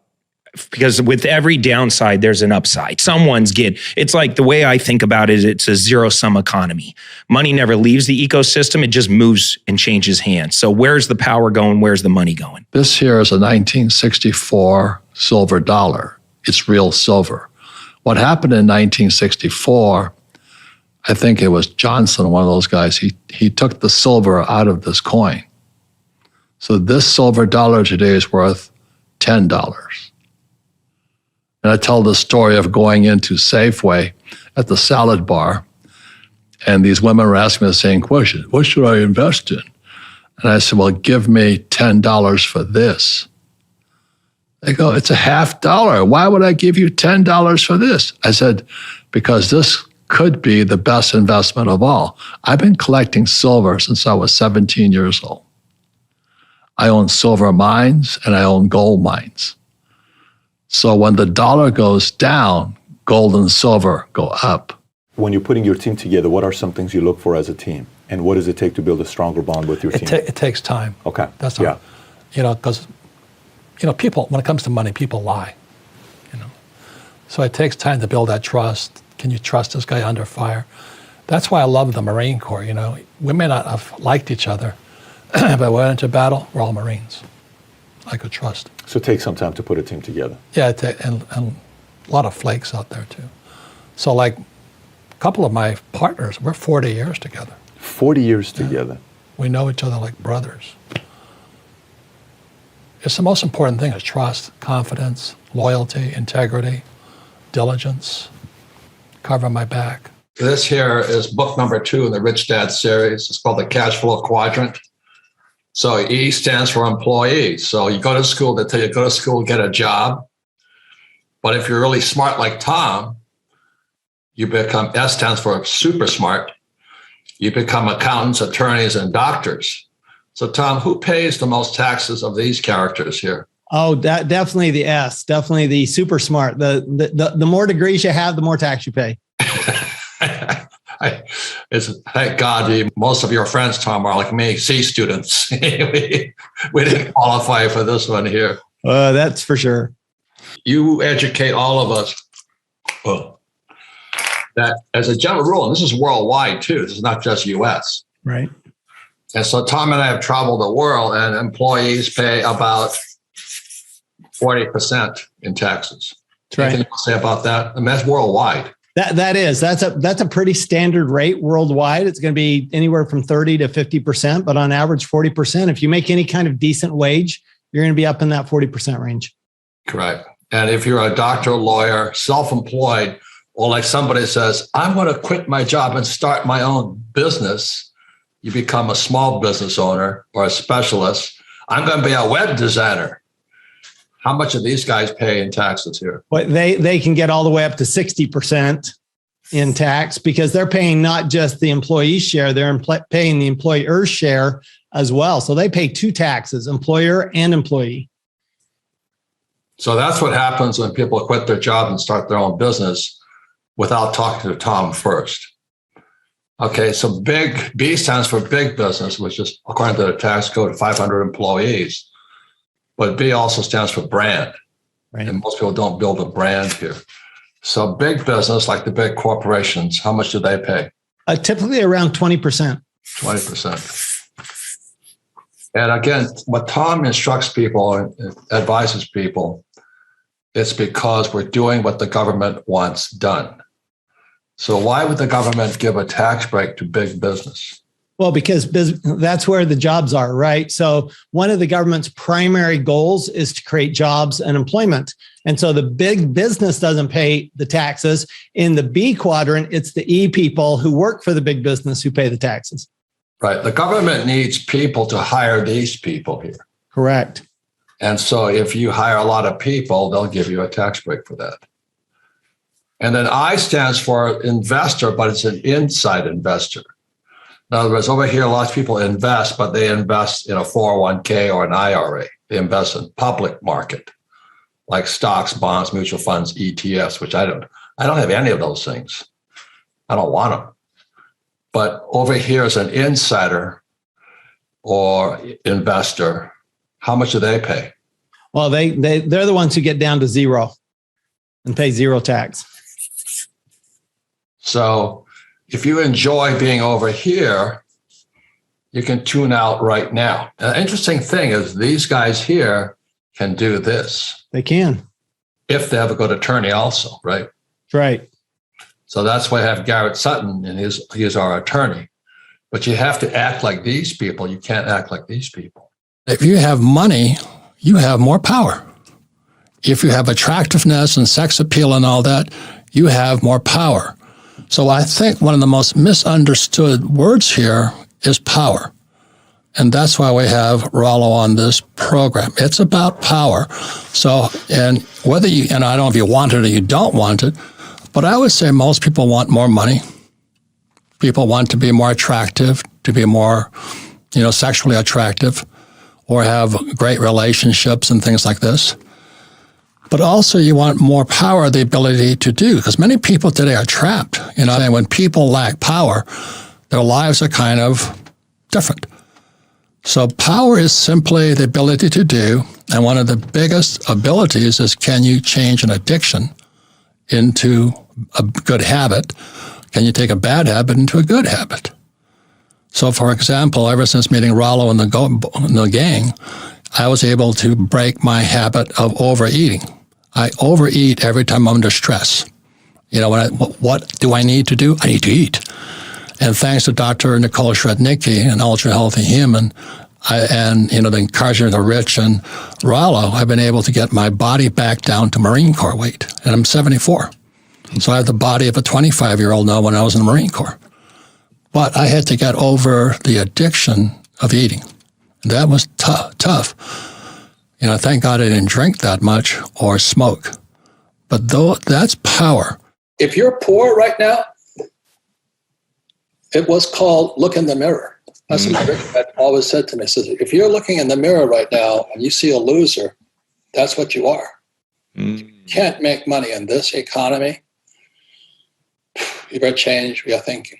Hindsight is 20/20, as I said. Yes. If you're looking, you don't have any money, you don't have a job, your boyfriend or girlfriend has left you, and sitting there goes, well, how did I get here? How did I get here? There was a great book called, Gulag Archipelago by Solzhenitsyn. So he gets thrown in a concentration camp or a gulag in Siberia, and he says, how did I get here? You know how he got there? Because he was a peacetime leader. Didn't fight back. So people are being sold to go to school, get a job, pay taxes, save money, get out of debt, buy a house. A house is an asset, and invest for the long term in a well-defined portfolio of stocks, bonds, mutual funds, and ETFs. And I do none of that. This past week, it seems like the big banks are going to get bigger despite everything the administration really hopes happens here. Can you just talk about whether these trends, when you say it comes back to us and what we're doing, but are some of the things that you or that the others are doing making it worse for the guy who's just trying to get ahead? Well, I'm a big advocate for financial education. So in the 1970s, when I got out of the Marine Corps, my rich dad had me take two things. I had to learn how to sell, because sales equals income. And then I had to learn how to invest in real estate, because real estate is debt. So most people say, live debt free. I had to learn to use debt as money. And as you guys know, in 71, Nixon took the dollar off the gold standard and the US dollar became debt. So I do almost everything opposite of what the pundits say. I'm not debt free. I use debt as money to acquire real estate, and that minimizes my taxes. That's what I do. Marketing and sales are a brilliant thing, and it's a global discipline, right? No matter if you're doing business, no matter where you're doing business, it's a global discipline. You just got to be committed to it, and you can't give up on it. But you have to spend your dollars wisely, and that's most important. And what Vic is saying, most small business people cut back. They stop spending when they should be spending on marketing and advertising, because sales equals income. But they get scared. They get scared. So let's leave that as tip number one. And even if you're not an entrepreneur, just know that bad times are the best times sometimes to start a business. I've only started in bad times because everything else is going to shut down and lots of opportunity when things are slow. But what happens is, like many small business people, they cut back on the spending on marketing and advertising, or they market and advertise to the wrong customer. What do you want young people, young civilians today to understand? Maybe a lesson or an experience you've had serving our country from the Marine Corps that you wish young people could learn today? Well, like I said, I studied this book, Communist Manifesto. I read that at I went to the academy, Merchant Marine Academy, and it's also I pointed to a Naval Academy, but I took Merchant Marine Academy. But the most important thing is this: when I was flying this aircraft, we went down 3 times, crashed. We didn't get shot down. The aircraft was so tired, you just kept falling out of the sky. But the thing that worked, we had the best team. As soon as my engine quit, I was about 1,500 feet flying into North Vietnam, not north, but just south of the demilitarized zone. My engine quit. Immediately, what pilots do is they raise the nose generally. What they train us to do is dive the nose. And so the moment I did that, I heard my crew members, they were jettisoning all the cans of ammunition, dropping the machine guns and dropping the rocket pods. And we were in the water within like 10 seconds. But it was the most powerful team, young guys too, 2 pilots, 1 crew chief, and 2 young Marine gunners. We were a team. So what's going to get you through probably the next 10 years is how tight your friends are, how tight your team is. So that's why I count you as one of my assets, because you allow me to speak. And as you know, our freedom of speech is being taken away, as this guy demanded. So it's going to depend upon who your friends are. Are they smart? Are they stupid? And things like that. So when things happen, you got to have a team. My team at Rich Dad is ungodly. They are such a high performance team. Small. We're only 10 people, but we kick ass wherever we go. And thanks a lot to my wife. My wife did a great job. I wouldn't be here without Kim. And we're a tight team. Kim and I getting divorced, unfortunately. But your team right now is crucial. So the final words, as Marines say to each other, Semper Fi. Semper Fi means forever faithful. The older I get, the more I don't know. And crypto is taking over the world. And I was just on my phone to my gold and silver dealer. And I still own gold and silver, and I bought a lot of crypto. But it's a very important subject that we need to be aware of. And once again, the Rich Dad, we don't recommend anything, but we just do our best to give you the information so you can make your own decisions. And I still own quite a bit of Bitcoin and Ethereum. But I'm waiting for the price to come down before I buy more, take another position in both Bitcoin and Ethereum. I just want people to know that, to don't think, because I get promoted all the effing time.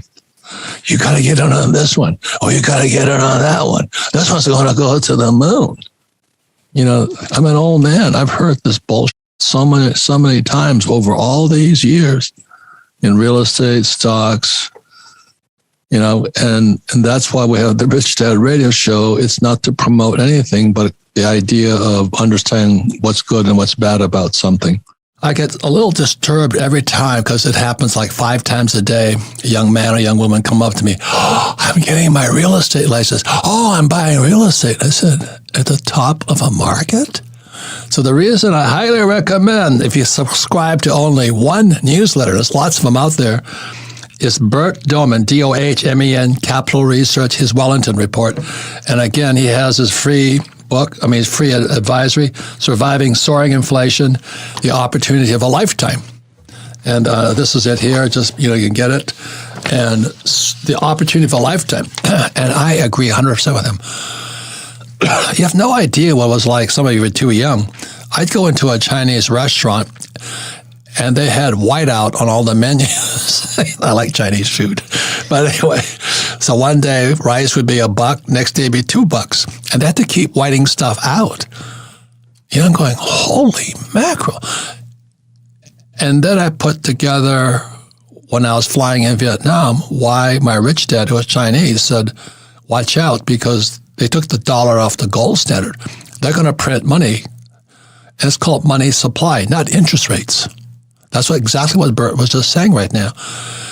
So they're going to try and raise interest rates to slow down the economy, and they're going to exacerbate. We're in a recession already because things are slowing. The velocity of money is slowing at high rates of speed. But also, it's going to crash the economy, and we may be going into a depression. Now, oh, you're such a bad news guy. I tell you something. I learned more in the 70s than I do today. Because when I was trying to put a real estate together when interest rates are 20%, you get really smart. I mean, I had to be creative and all this to still make it cash flow. So, ladies and gentlemen, it's only how smart, how creative, how smart you are in the future and how resourceful and resilient you are. Because I'm afraid Bert's correct. This is May 2022. I think we're heading into a depression. There's going to be a recession. That's a given. We're already there technically. But a depression is going to be a whole nother Megillah. And some people will be wiped out. Exactly as Bert says, the last depression gave us communism. How do we generate cash flow, passive income, which is one of the tenets you preached in Rich Dad, Poor Dad, in today's high inflationary environment? Well, I'm still a real estate guy, but I've never been a flipper. Guys were buying a house for $10,000 and selling it for $20,000. I don't do that stuff. I buy income producing real estate. Like if you owned farmland and it's producing, let's say, alfalfa, that's an asset. I own cattle. I own Wagyu cattle because what I sell is the Wagyu bull's semen. There's cash flow. I should change that to semen flow. And what that's hanging behind me is, George Gammon. He always talks about the economy is hanging on this hot air balloon. And that little basket down there is us, just dangling from this balloon. And that balloon happened in, as most people know, in 2008, when Bernanke, who was awarded the Nobel Prize, can you imagine that, printed trillions of dollars to blow the economy into a bubble. And it was the everything bubble. Stocks and bonds went up, real estate went up, and he kept dropping interest rates. So the dollar became more valuable. But what happened this year, David, is that balloon's coming down. It's called what Andy Shepman calls the 3 times crash. Stocks, bonds, and mutual funds crash, real estate crashes, and cash is trash. It's going to start flowing, the US dollar, is going to start flowing back to the US because treasuries are going down. If you don't have gold, and I mean physical gold or physical silver, you better start doing it now because the US dollar, although Jay is Canadian, he can see sometimes clearer than Americans can how screwed up our dollar is. Yesterday, I panicked. Gold pushed 2,000 US. I don't know what it is in Canadian, in the loonie, but I think next stop is 5,000 for gold. Okay. And it may take another 5 years, but I think this here is a real gold coin. And the first one I ever bought was in 1972. I bought it in Hong Kong, and I paid $50 for this. And today it's $2,000 plus. And this also is a silver coin. This is real silver. I don't like fake money. And that's why this Vancouver Resource Investment Conference is important, because you come to hear about why, if you don't have gold, physical gold and silver, you should have some now. Is the Fed doing what it can, in your view, or is there a different way to combat inflation? Well, I always say it's not what the Fed's going to do, it's what are you going to do? And so I always talk about the 4 Gs that I've been investing in for most of my life. The first G is gold. This is gold, and then this is silver here. And I stay away from the SLVs or the GLDs. I want no counterparty risk. I want the real stiff. The other thing I'm investing is ground. I own apartment houses. I'm glad I'm not in office buildings or commercial real estate. And then gasoline. Gasoline, the greenies hate the thing, but that's how we fly our planes and stuff like this. And then the last one is food. I invest in cattle and food. So I just stay in things that as inflation goes up, gold goes up, real estate goes up, gasoline goes up, and food goes up. So I invest with the inflation, not against it. Language of money is a very good, you know the definition of the word. So, and the good thing about it is you want to be rich, just speak the language of money. Like if I wanted to go to, let's say, Spain, I would learn Spanish. I'm fourth generation Japanese. I want to go to Japan, I learn Japanese. But when you go to a school system, you learn the language of a school teacher. Go to school, get a job, work hard, save money, pay taxes, get out of debt, and buy a house because it's an asset. But all you have to do is learn the words. So my poor dad called his house an asset. Mm-hmm. And my rich dad said, your house is a liability. Again, it's just the power of words and language. So the difference between rich people and poor people are words. And words are free. And when I say that, and it naturally it upsets the school teachers who are mostly, they're not bad people. When I was in 1965, I read the Communist Manifesto by Marx. And as I read, I went to military school in New York. And reading the book, I realized, my God, my family's communist. Wow. See, they believed in taxes. They believed in, they abolished real estate. Today Klaus Schwab says, you will have nothing and you'll be happy. That's all Communist Manifesto stuff. If you're just starting out and you're right here, you may not have much money, may not have a job and all this, but that's really not an excuse because you can still start. And I would suggest, getting Kenny's ABCs of real estate, look at programs, because we're going to go into, let's start out how I started. It was, the reason I got into real estate was that my rich dad, this is back in the 70s, he knew that President Nixon had taken the dollar off of the gold standard and the prices were starting to rise. And so Rich Dad said one thing, he says, don't save money, learn how to use debt. And so it's counterintuitive to what most people think, because most financial advisors say save money and get out of debt. And we're saying don't save money, get into debt. So it's a different process, so that's really it. The reason I invest with Kenny is because we're into debt. You see, the beauty of real estate over stocks, there's margins and things like that with stocks, but with real estate, banks are really anxious to lend you money if you're good. If you're not good, they don't lend you money. So again, it goes back to when somebody says, I don't have money, it's because you don't have education. Stuff like this and this and this. You go, well, I don't have money, so I don't start. Well, you're not supposed to use your own money anyway. And that was my rich dad's lesson to me back in the 70s. He says, look, the dollar is no longer backed by gold.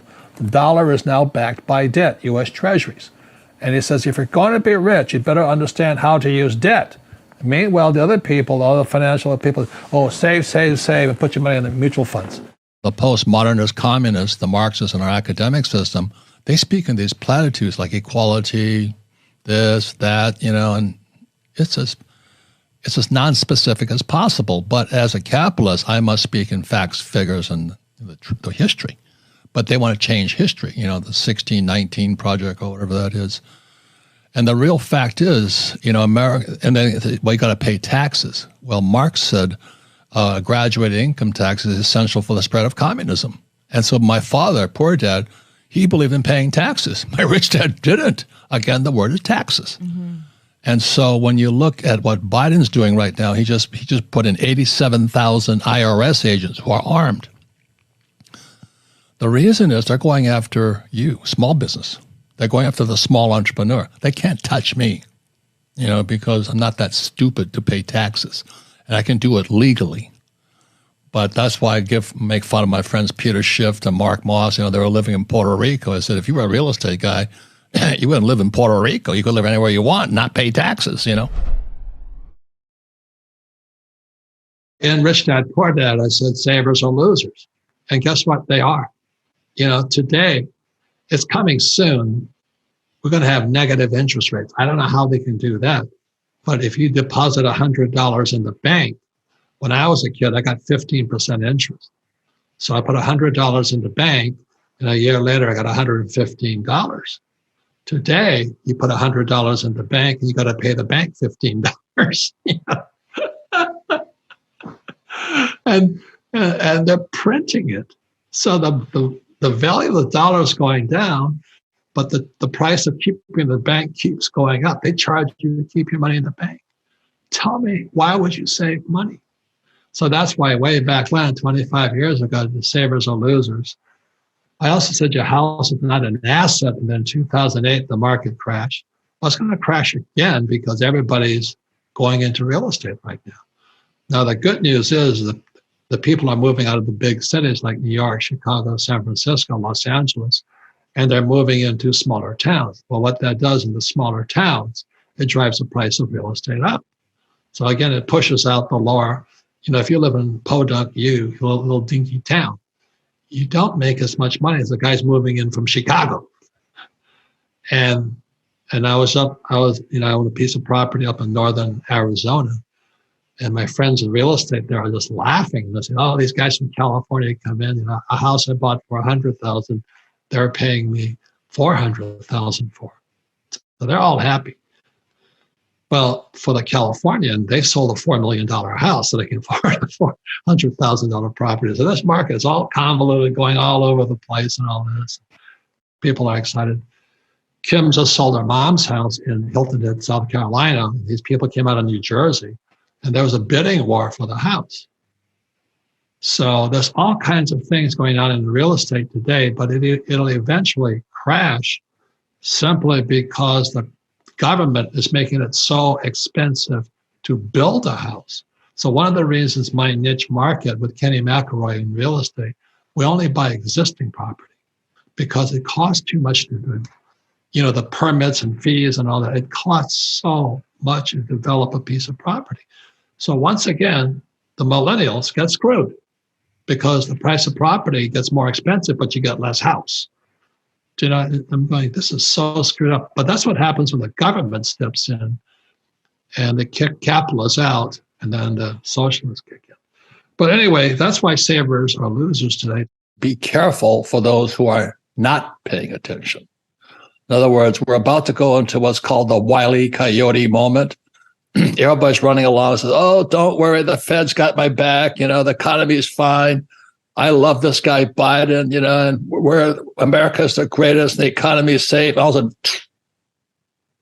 And when people crash, when this thing crashes, and it's coming soon, it's the people that are not prepared, the people who are not watching this emergency podcast number 3, haven't watched number 2 or number 1, are the ones you're going to have to be afraid of. Be very, very afraid of those who are sound asleep at this moment, because when they wake up, they're going to wonder, what happened?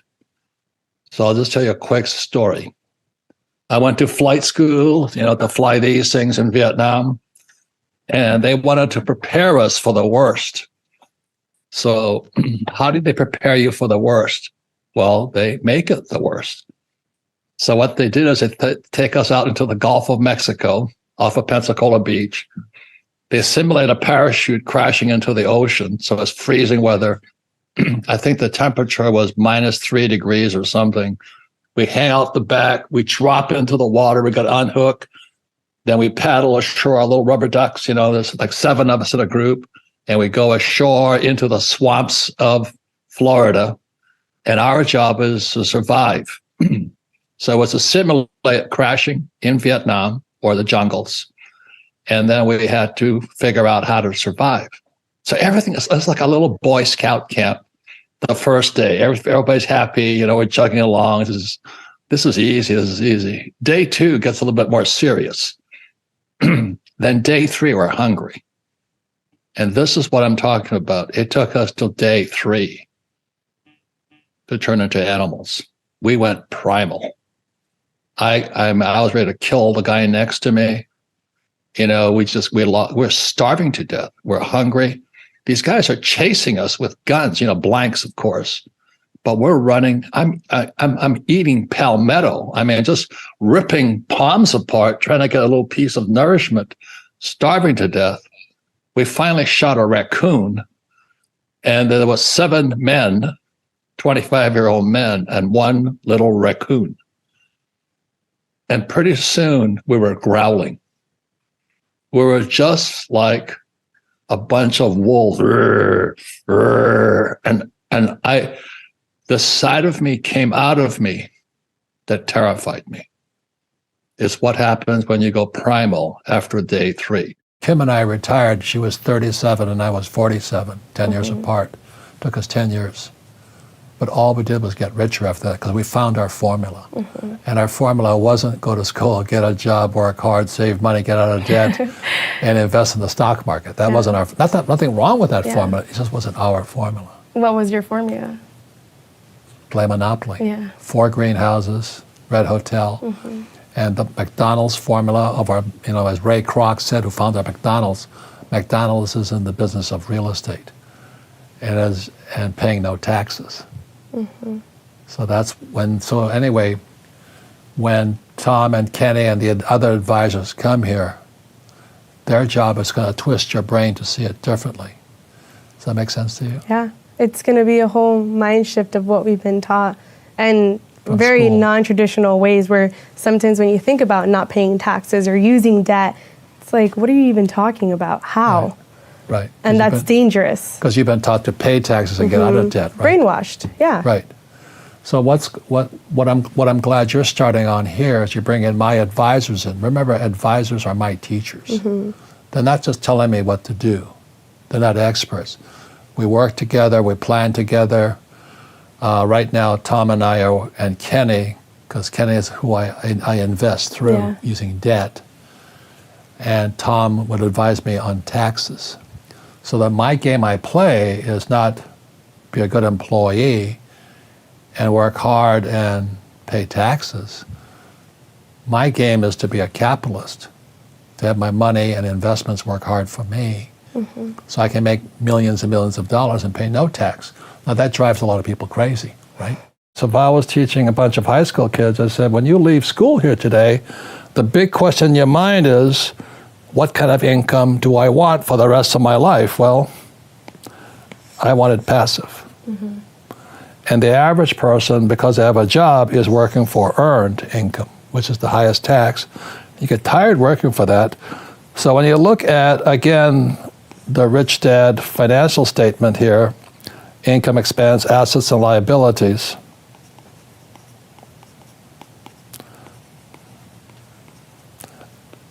Okay, so earned income is this here.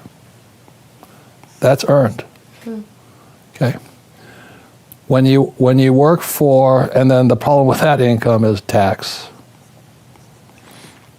Then if you're working for portfolio income, you're generally working for this. You buy a stock for, let's say, Apple for $10, and it goes to $50, and you sell it.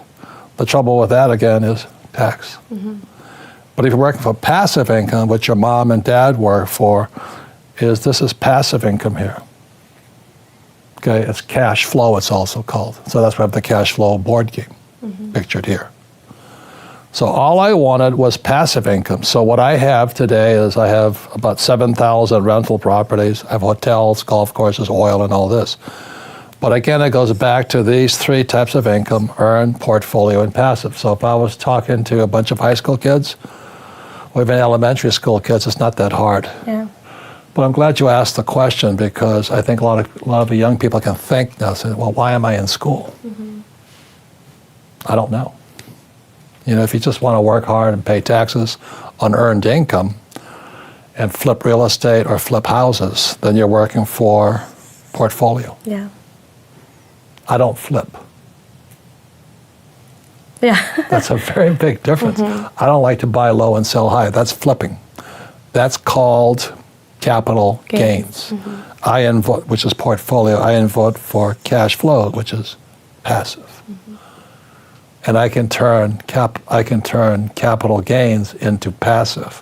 I mean, it gets crazier and crazier and crazier from there on, but I'm glad you asked the question. To see the very first top 10 rules video I made on Robert, check the video right there next to me. I think you'll love it. Continue to believe, and I'll see you there. Most PhDs tell me I can't write. Yes, I said I can't write, but I can't sell. You don't like to live below your means, do you? No. And I think when you say to somebody, live below your means, you wipe their spirit out. Look. If you do like, comment, and share this. This will help me to continue posting more and more and more videos, to do some researches and give out what is the best for you. These guys are the best for you guys right now. I think you need them for your foundation, for as Zimbabweans. You see, Zimbabwe, they believe investing in such kind of stuff might be, that is a scam, all kind of name they're giving those people who are investing in cryptocurrency. They say those are a scam. No, not always. Cryptocurrency is not a scam. Listen to these guys.